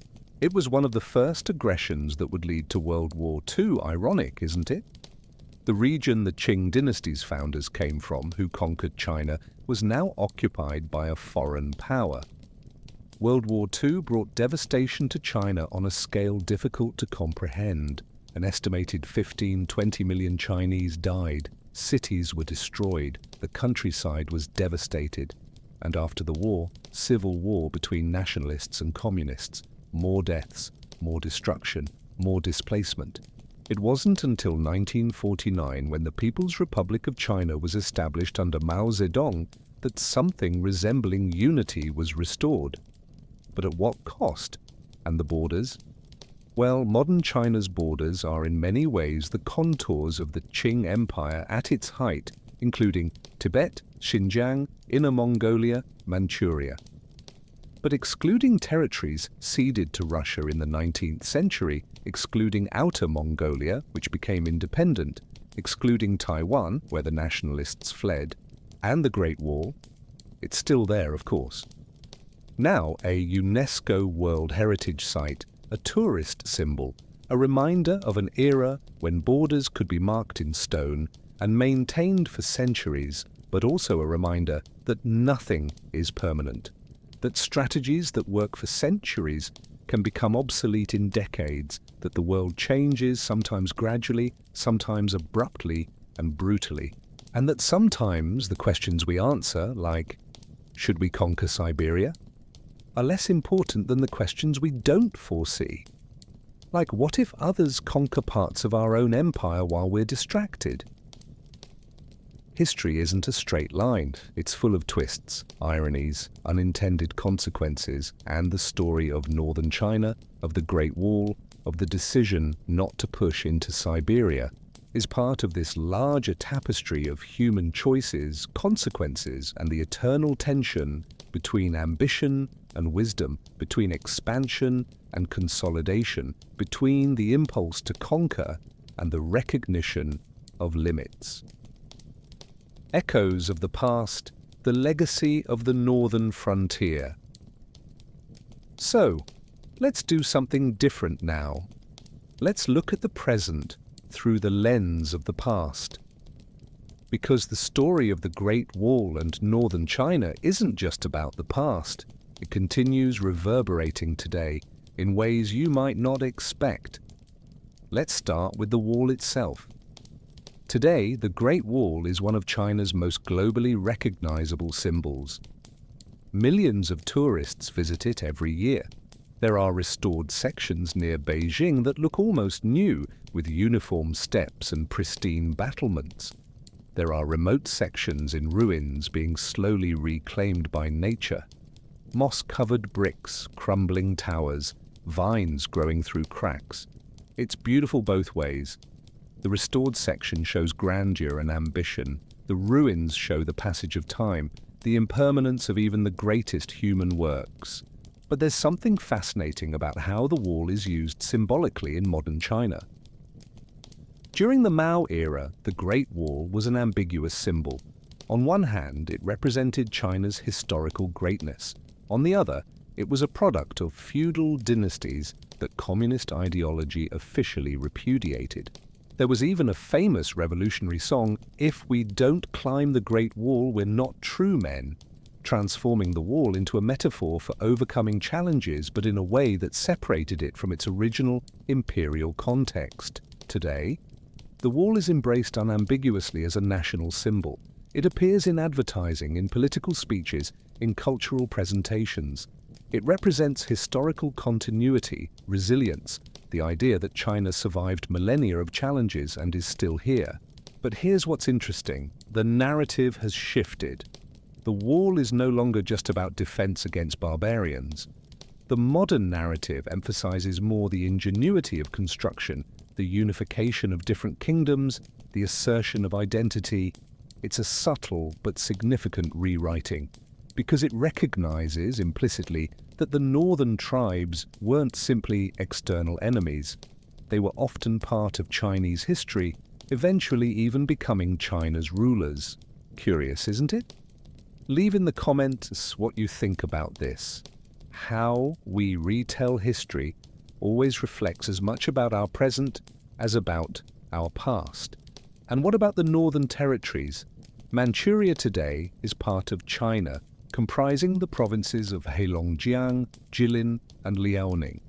It's an important industrial region, coal, steel, large-scale agriculture, but also a region facing challenges, industrial decline, aging population, young people migrating to southern cities like Shanghai and Shenzhen. It's interesting to think about. The Qing homeland, which conquered all of China, is now one of the country's most economically challenged regions. Fortunes rise and fall, and the border with Russia. That's a fascinating story in itself. Those territories China ceded to Russia in the 19th century remained a sensitive issue for a long time. There were tensions, even armed conflicts along the border during the Cold War, when China and the Soviet Union, both communist countries, became bitter rivals. But something remarkable happened in recent decades. Through a series of negotiations, China and Russia finally resolved all their border disputes. The final treaty was signed in 2008. Both sides made small concessions, adjusted borders by a few kilometers here and there, and agreed it's settled. Now you might think, well, that's simple diplomacy, but consider China and Russia share a border of more than 4,000 kilometers. And they resolved every dispute without war, without inflammatory rhetoric, just through patient negotiation. In a world where border disputes often lead to decades of conflict, this is remarkable. And perhaps, just perhaps, there's an echo of that Treaty of Nerchinsk from 1689.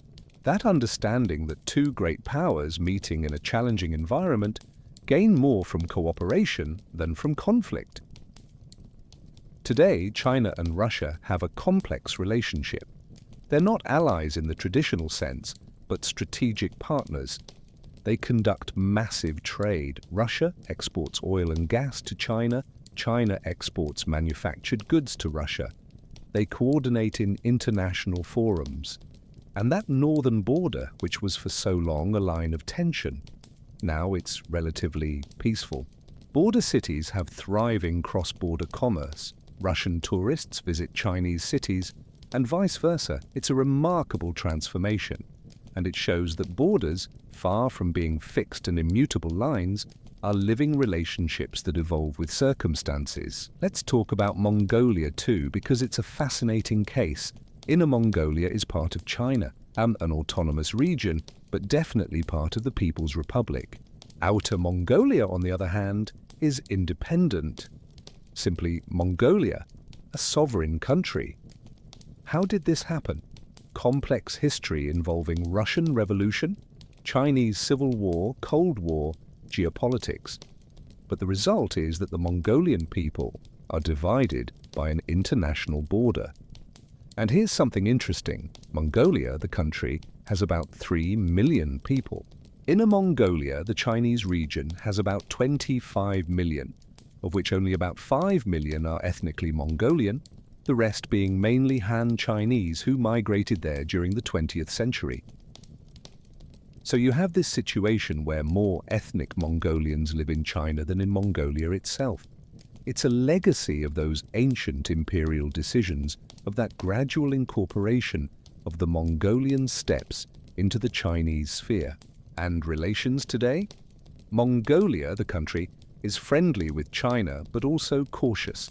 Surrounded by two giants, China and Russia, Little Mongolia navigates carefully, maintaining good relations with both, but also seeking third neighbors like the United States and European countries for balance. It's fascinating geopolitics. And it all traces back to those dynamics from centuries ago. Nomadic tribes, agrarian empires, steppes, and walls. Think about this. How many of the lines on today's political map are echoes of decisions made centuries, even millennia ago?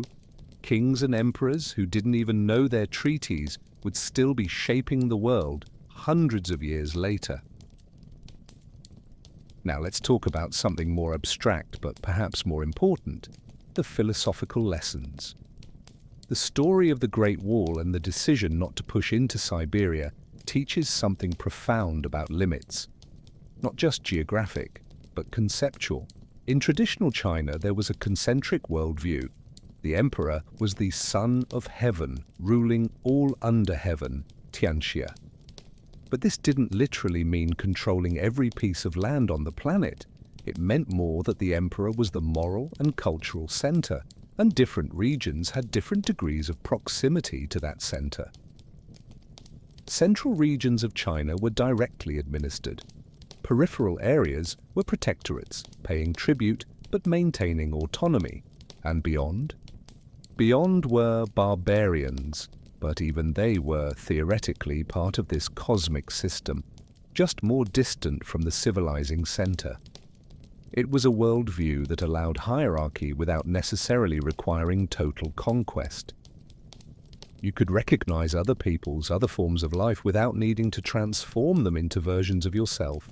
Contrast this with, say, the European colonial vision that would emerge later. The idea of civilizing mission, that it was the duty of European powers to transform the rest of the world in their image. I'm not saying the Chinese system was perfect or always benign. There was plenty of cultural arrogance, plenty of imposition. But there was also a certain pragmatism, a recognition that the world was diverse and that not everything needed or could be made uniform. And the Great Wall, in this sense, wasn't just a line of defense. It was a philosophical statement. There's an us and a them, and that's okay. We can trade, we can interact, but we don't need to be the same thing. Today, in a globalized world where cultures are constantly mixing, influencing each other, sometimes coming into conflict, This question of how to maintain identity while engaging with difference is perhaps more relevant than ever. And there's another lesson, the question of knowing when to stop. Empires, corporations, even individuals, there's always the temptation of unlimited growth. More territory, more profit, more success, more of everything. The idea that bigger is always better. But the story of China and the North suggests something different. Sometimes true power lies in knowing your limits. In recognizing, this here we can do well, that there isn't worth our effort. In the modern corporate world, they call this strategic focus. In personal life, we might call it choosing your battles. But the principle is the same. Resources are finite, attention is limited, and trying to do everything usually means doing nothing particularly well. The Qing strategists understood this. They had a vast, rich, complex empire to govern. Why add territory that drains resources more than it contributes? Why fight geography and climate when there are easier and more fruitful directions to grow? It's a wisdom many, both historical empires and modern entities, have failed to recognize. The temptation of unlimited expansion led Rome to overextend. It led Napoleon to freeze in Russia. It led Hitler to repeat the same mistake a century later. And in the modern world, how many companies went bankrupt trying to expand too fast into markets they didn't understand? How many individuals burned out trying to do everything at once? The Great Wall, standing where it stood, is a monument to a different wisdom. The wisdom of restraint, of chosen limit, of recognizing that enough is sometimes the wisest answer.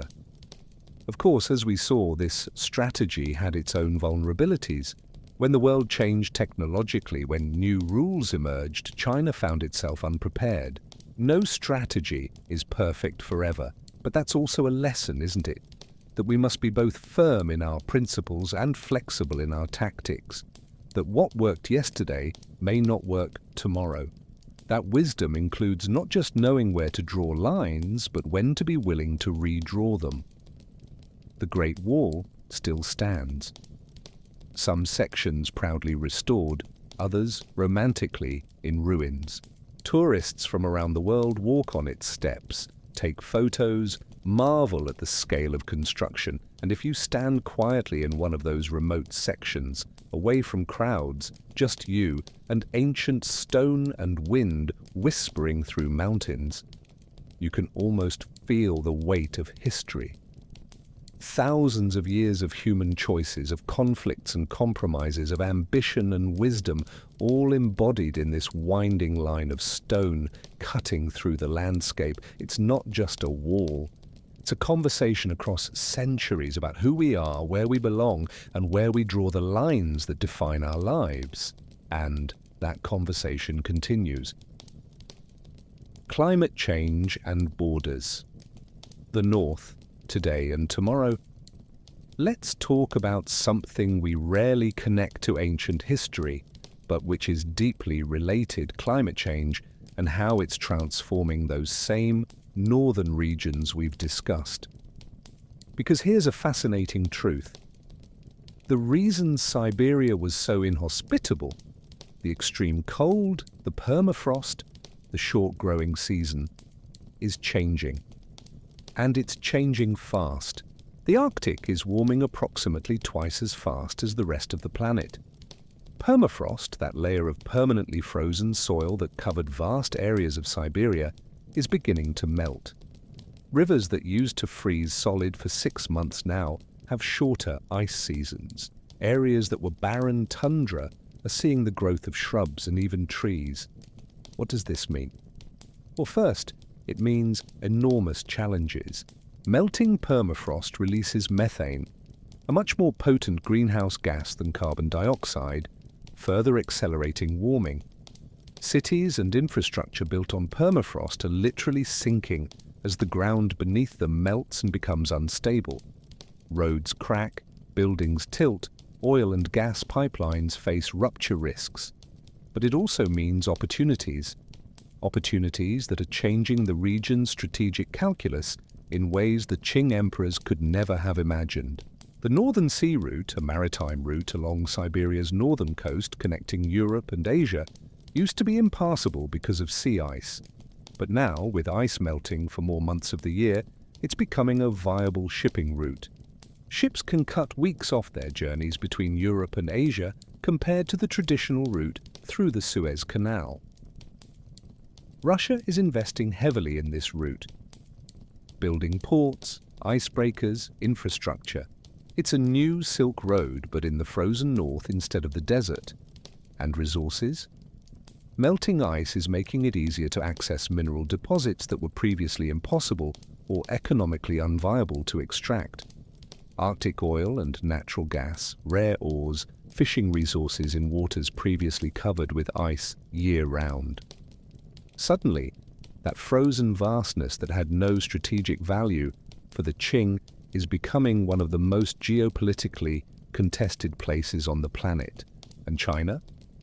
China is paying attention. Although China has no Arctic territory, it has declared itself a near-Arctic state and is investing in Arctic research, building icebreakers, negotiating resource development agreements with Russia and other Arctic countries.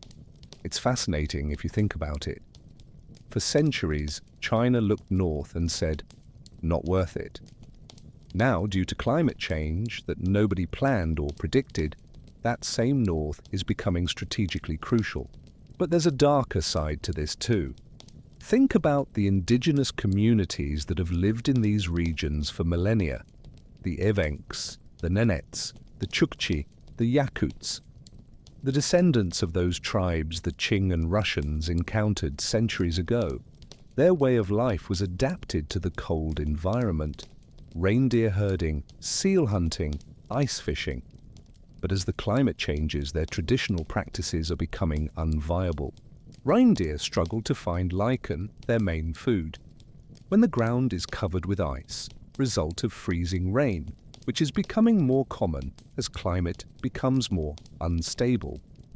Traditional migration routes are disrupted by new industrial development.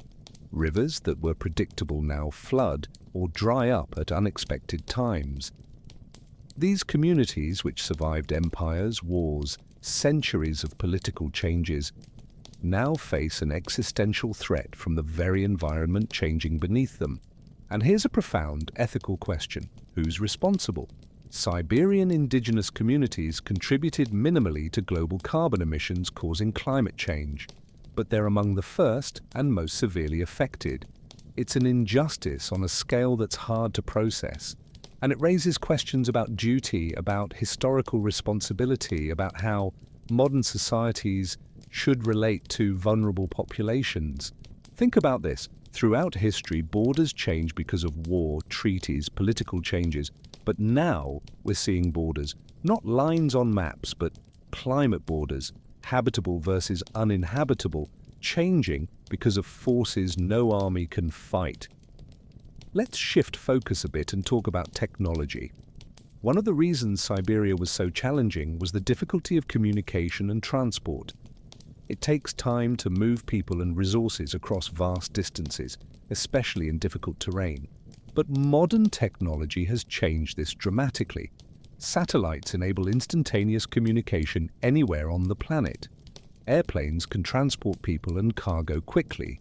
Drilling technology permits resource extraction in extreme conditions. Internet allows people to work remotely, reducing the need for dense populations. So you could argue that many of the barriers that made the North unconquerable in Qing times simply don't exist in the same way anymore. But here's what's interesting. Even with all this technology, Siberia remains sparsely populated. Even with incentives, higher salaries, special benefits, Russia struggles to get people to move there permanently. Why? Because in the end, humans are creatures of preferences. Most people, if they have a choice, prefer to live in milder climates, near other people, with access to cultural amenities, education, opportunities. You can work remotely from a Siberian station, sure, but do you want to? when you could work remotely from Barcelona or Bali or any number of places with better weather and more to do. So even with modern technology, there's a more fundamental barrier: human preference, quality of life, the simple question of where people want to be. And perhaps that's the most profound lesson.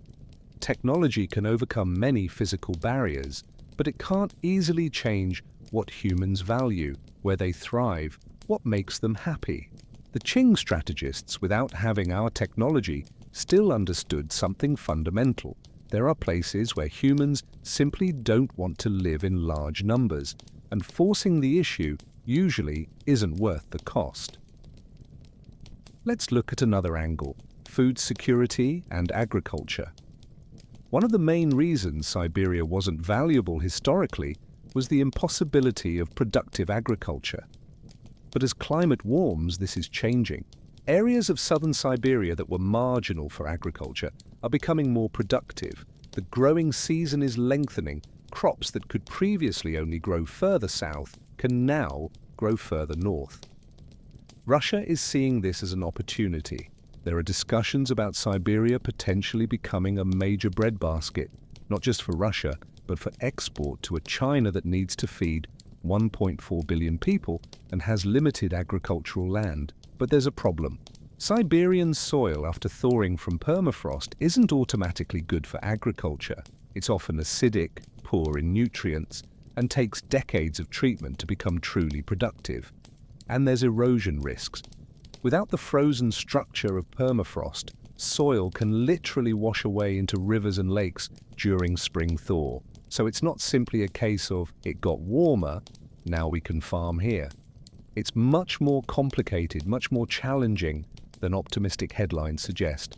And there's a dark irony in this. Global warming may make some parts of the north more habitable, but at the same time it's making other parts of the world, low-lying coastal regions, drought-prone areas, tropical zones with lethal wet bulb temperatures, less habitable.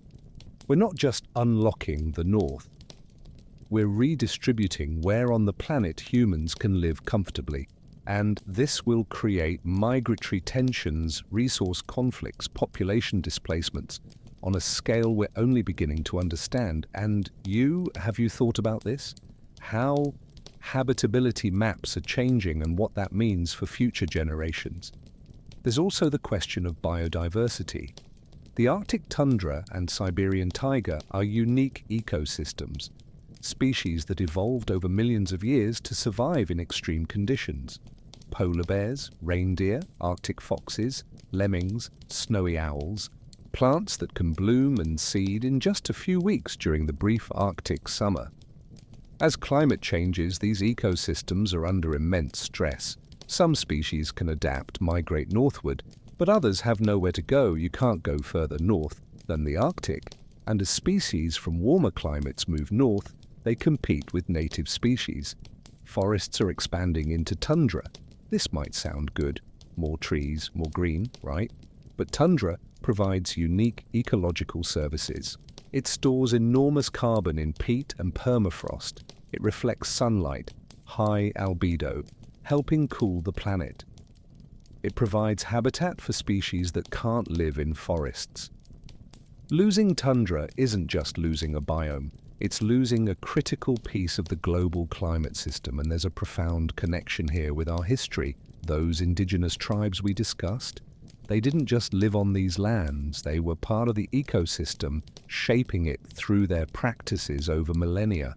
Controlled burns, hunting patterns, migration routes, all of this influenced the landscape. When you displace these communities, when their traditional knowledge is lost, you're not just losing human culture, you're losing centuries of embedded ecological knowledge. So the story of the Great Wall and the North, viewed through this modern lens, becomes about more than just imperial strategy. It becomes about how humans relate to extreme environments, about the costs and benefits of trying to transform landscapes, about the value of indigenous knowledge, about planetary boundaries, and perhaps, just perhaps, that ancient Qing wisdom of recognizing that some places are better left on their own terms has a new and urgent resonance today. not from a perspective of we can't conquer, but of perhaps we shouldn't try to transform everything. There's value in wild vastnesses. There's importance in preserving ecosystems in their natural states, not because they're economically useless, but because they have intrinsic value, ecological value, value as reserves of biodiversity and knowledge. The Great Wall marked a limit. Today, perhaps we need new types of limits. Not stone walls, but international agreements, protected areas, commitments to leave some places untouched by intense development, not from weakness, but from wisdom. From recognizing that on a finite planet with interconnected climate systems, some frontiers are better respected than crossed. And as we look at the North today, changing, melting, transforming, we're reminded that history isn't just about the past. It's about ongoing choices, about how we learn, or fail to learn, from the generations that came before. The conversation continues, and the stakes now are global. Invisible borders beyond stone and ice. We're approaching the end of our journey through time and space, from frozen steppes to the heart of imperial strategy. But before we close this story, let's explore something that may be most important: the borders we cannot see. Because the Great Wall is a physical border. Stone, brick, towers, you can touch it, walk on it, see it cutting through mountains. But throughout this story, we've discovered that the most significant borders often aren't the ones we can touch. They're climate borders, ecological borders, cultural borders, economic borders, and perhaps most important of all, psychological borders. The lines we draw in our minds about what's possible, what's desirable, what's worthwhile. Let's explore this more deeply. Think of a modern world map. You see sharp lines separating countries. These lines seem so definitive, so real, but if you could see Earth from space, you wouldn't see any of these lines. You'd see mountains, rivers, deserts, forests, oceans. You'd see where humans clustered in cities, leaving vast, dark areas between points of light. The lines on the map are abstractions, conventions, agreements among humans about where one jurisdiction ends and another begins. And these agreements change constantly throughout history. Through wars, treaties, negotiations, empire collapses, births of new nations. But natural borders, those are more persistent. A desert is a desert, whether controlled by one empire or another. A mountain range remains a formidable barrier, regardless of which flag flies over it. And the extreme cold of the north, that was, for millennia, a more effective border than any human wall could be. The Great Wall of China worked, not because it was impenetrable, clearly it wasn't, since the very people it was built to keep out eventually crossed it and conquered China. It worked because it reinforced natural and cultural borders that already existed. The wall said, here ends the world of sedentary agriculture, of cities, of imperial bureaucracy. Beyond is the world of the steppes, of nomadism, of different forms of social organization. It was as much a symbolic statement as a physical barrier, and perhaps the symbol was even more powerful than the stone. The story is coming to an end, but what comes next is the most reflective part. Stay with me. Let's think about modern borders through this lens. Why does the European Union, with all its institutions, its agreements, its shared currency, still maintain national distinctions? Why do the French insist on being French, Germans on being German, even when they share so much? Because identity, that sense of who we are, where we belong, isn't easily erased. Language, cuisine, shared history, collective memory, these are invisible but deeply real borders. Or consider the border between the United States and Canada. It's one of the longest borders in the world and one of the least militarized. Why? Not because one side couldn't conquer the other if it really wanted to, but because there's no reason to do so. They share similar values, have integrated economies, mutually benefit from trade and cooperation. The border persists not because it needs to be defended with armies, but because it serves administrative functions and allows each side to maintain its own policies and identities while cooperating where it makes sense. It's a functional border, not a hostile one. Exactly the type of border the treaties between Qing and Russia eventually created. An agreed line that allows peaceful coexistence. Now contrast this with borders that are conflict hotspots. Kashmir between India and Pakistan, the Korean Peninsula, the border between Israel and Palestine. What do these have in common? They're not just disputes about land, they're disputes about identity, about history, about incompatible narratives of who has the right to be, where, and why. They're borders where both sides see the issue as existential, where compromise seems like betrayal. And here's something profound. Often it's not the border itself that's the problem. It's the inability to imagine a different relationship across the border. The fixation on total control instead of managed coexistence. The Qing strategists, in deciding not to try to conquer Siberia, were essentially saying, we can have a border with peoples different from us, and that's okay. We don't need to transform them into us. We can negotiate, trade, occasionally come into conflict, but we don't need total dominion. It's a wisdom that seems obvious when stated like this, but how many conflicts in the world today are about the refusal to accept exactly this? Let's talk about personal boundaries too, because there are fascinating parallels. Each of us draws boundaries in our lives, boundaries between work and personal life, boundaries about how much of ourselves we share with others, boundaries about which behaviors we tolerate and which we don't. And just as with geopolitical borders, healthy personal boundaries aren't impenetrable walls, they're semi-permeable membranes. They allow valuable exchanges while protecting our core, our identity, our well-being.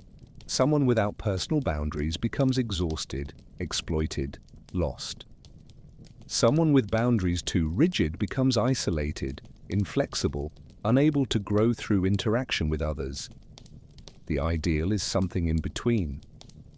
Knowing when to say no, knowing when to open up, recognizing your own limits, not as failures, but as practical realities about where you can be effective versus where you just spread yourself too thin. Sound familiar? It's exactly the calculation that Qing made about the North. We have finite resources, finite attention. Let's put them where they make a real difference and not spread ourselves trying to control everything. In modern psychology, this would be called emotional intelligence, self-awareness. In imperial strategy, it was simply good governance, but the principles are the same. Know your limits. Respect the constraints of reality. Focus where you can be effective. Let's explore one more angle, technological borders. Throughout this story, we've seen how technology changed what was possible. Railways made Siberia more accessible. Modern communication made distance less relevant. Climate change is literally redrawing borders of habitability. But here's something fascinating. Even with all our technology, there are still limits. There are still places where humans struggle to live. There are still environments that resist easy transformation. We, as a species, have achieved incredible feats. We went to the moon. We built computers that fit in the palm of the hand, but are more powerful than supercomputers from decades ago. We mapped the human genome. We connected billions of people through the internet, and yet we haven't conquered the Sahara. We haven't transformed Antarctica into a place of mass habitation. We haven't made the ocean floor accessible and comfortable for human population. Why? Because even with technology, some things simply cost too much relative to the benefit. They're technically possible, but practically unviable. It's the same logic that kept the Qing out of Siberia. Not we can't do it, but what we gain isn't worth what it would cost. And there's humility in that. Recognition that not every challenge needs to be conquered, that not every border needs to be crossed. In an age where we often celebrate unlimited growth, ambition without limits, the idea of conquering everything, perhaps there's value in recovering this older wisdom of asking not just can we, but should we? And then, is it worth it? What do you think? In your own life, where do you draw your boundaries? And how do you decide where to focus your limited energy? There's one last aspect worth exploring: temporal borders. The Great Wall was built over centuries. Different dynasties added to it, repaired it, extended it. It wasn't a project of one generation, but of dozens, and this requires a different way of thinking. Not what can I achieve in my lifetime, but what am I building that will continue beyond me? This long-term perspective seems rare today. Political cycles are measured in years, business cycles in quarters. Even personal plans often don't go beyond a decade. But the great challenges of our age, climate change, biodiversity loss, resource depletion, growing inequality, are century-long projects. They'll require sustained efforts across generations. The Great Wall's builders never saw the finished project. The Qing strategists who decided where the empire should and shouldn't expand knew they were making choices that would affect people born centuries in the future. There's a certain grandeur in that, a willingness to plant trees in whose shade you'll never sit, to make sacrifices whose benefits you'll never personally see. And perhaps that's the final frontier we need to contemplate. The border between present and future, between today's immediate needs and the long-term consequences of our actions. Because every decision we make, personally, as societies, as a species, is drawing borders for those who come after. We're deciding what kind of world they'll inherit, what options they'll have, what challenges they'll face. The Great Wall remains, more than 2,000 years after its first blocks were laid.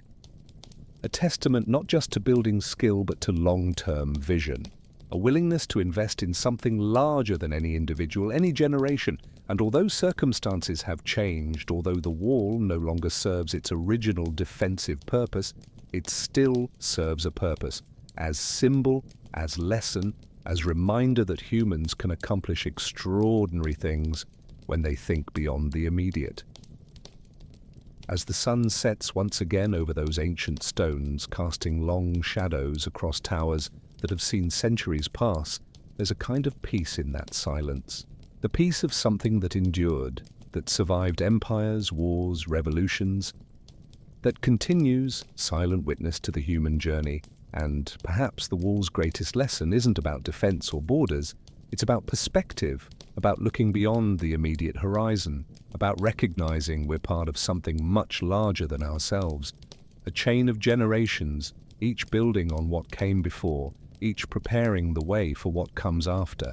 Our borders, whether they're of stone or ideas of nations or personal identities, are temporary. But the choices we make about where to draw them, how to maintain them, when to transcend them, those echo far beyond our own time.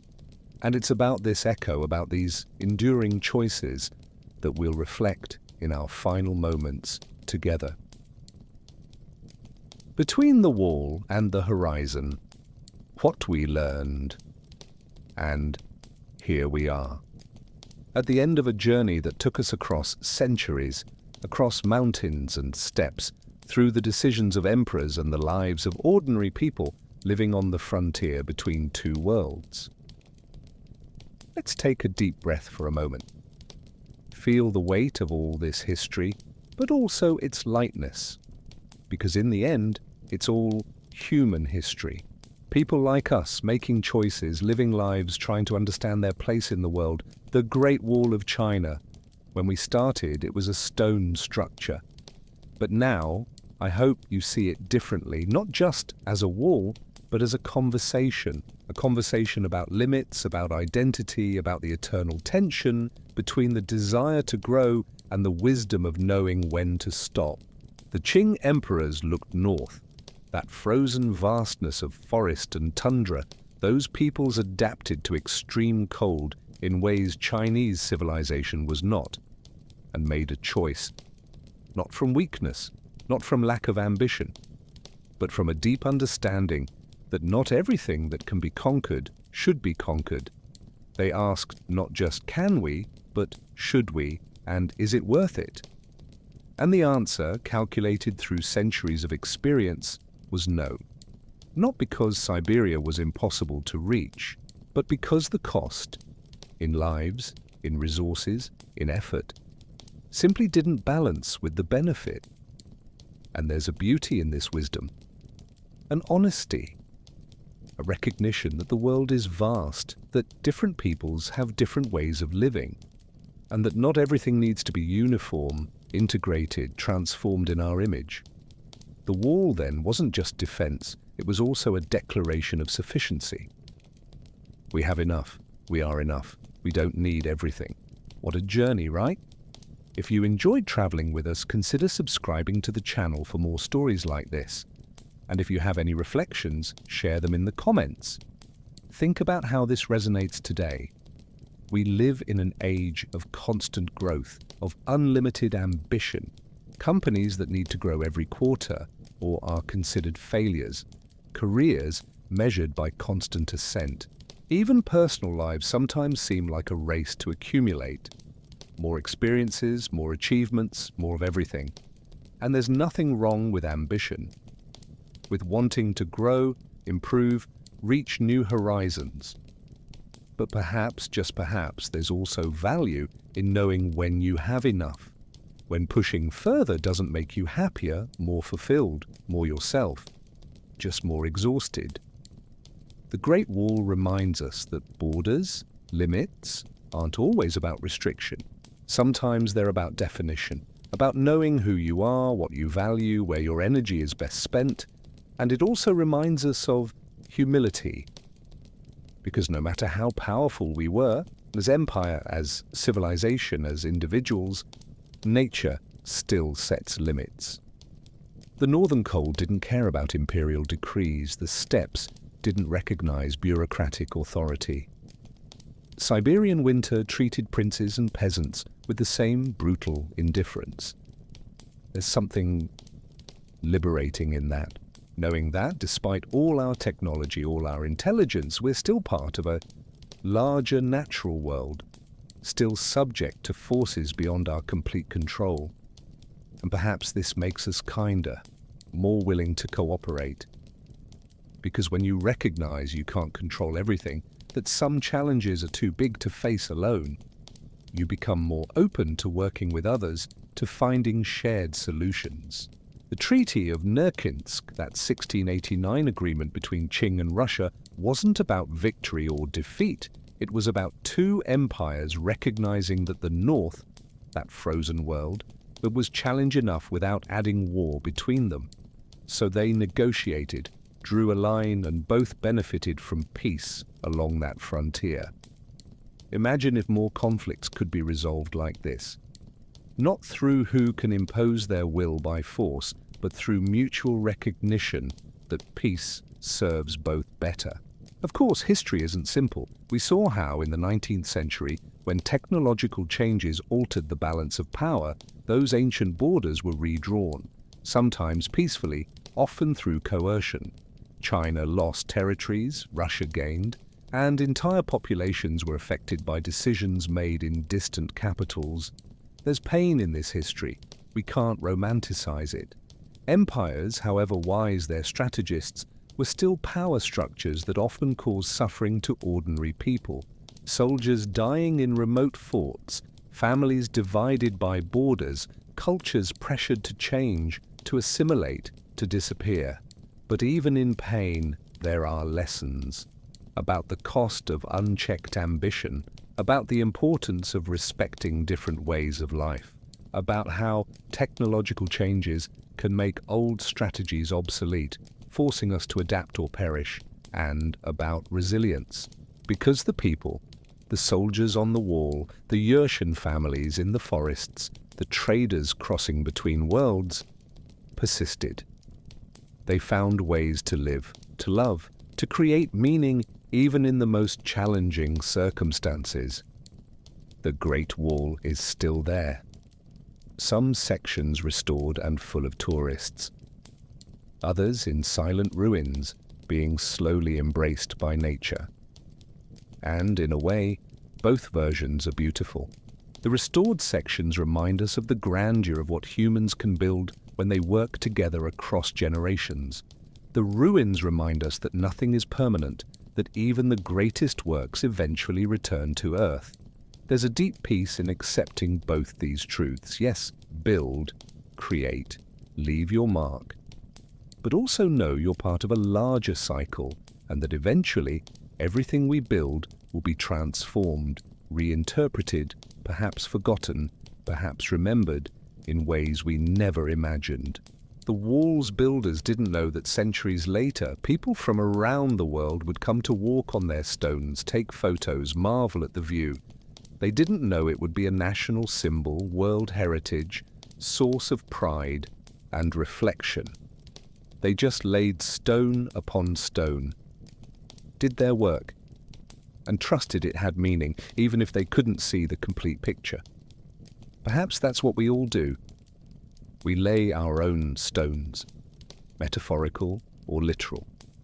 We create, build, strive, and we don't know, can't know the complete impact, whether our actions will echo through generations or disappear like footprints in snow. But we do it anyway, because that's what it means to be human, to create meaning in an indifferent universe, to build connections in a constantly changing world, to draw borders that define us while remaining open to transcending them when necessary. The North remains. It's changing. Climate, technology, geopolitics, everything is in flux. But the vastness continues. The steppes still ripple under the wind. The taiga forests still whisper their ancient secrets. Siberian winter's cold still tests anyone bold enough to face it. And peoples still live there. Not the same tribes from centuries ago, not exactly, but descendants, heirs to ancient knowledge mixed with modern realities, creating their own lives, their own meanings, their own borders. The conversation continues between North and South, between nomadic and sedentary, between ambition and contentment, between growth and sustainability, between the desire to transform the world and the wisdom to let some places simply be what they are. And you, listening to this now, perhaps comfortably in your bed, perhaps looking at the darkness of the ceiling, perhaps already feeling sleep beginning to pull you into its soft arms, you're also part of this conversation. Your own borders, your own limits, your own choices about where to focus energy, where to allow growth, where to say, this is enough. There's no universal right answer. Each person, each moment, each context asks for its own wisdom. But perhaps the lesson of the Great Wall, of the decision not to push into Siberia, of the recognition that some worlds are better left on their own terms, perhaps this lesson can accompany you as you sleep, as your conscious mind rests and your dreams wander through their own unmapped territories. May this story settle gently somewhere quiet in your mind. A reminder that borders can be wisdom, that limits can be strength, that knowing where to stop can be as important as knowing where to start, and that in the end, we're all part of the same human journey, building, exploring, learning, growing, and eventually returning to the earth that gave us form. The Great Wall has stood for more than 2,000 years, but even it eventually will return to dust. And that's okay, because what matters isn't lasting forever. It's meaning something while you're here. May you rest well. May your dreams be peaceful, and may tomorrow you wake with clarity about your own borders, your own paths, your own walls and horizons. Good night, Eat.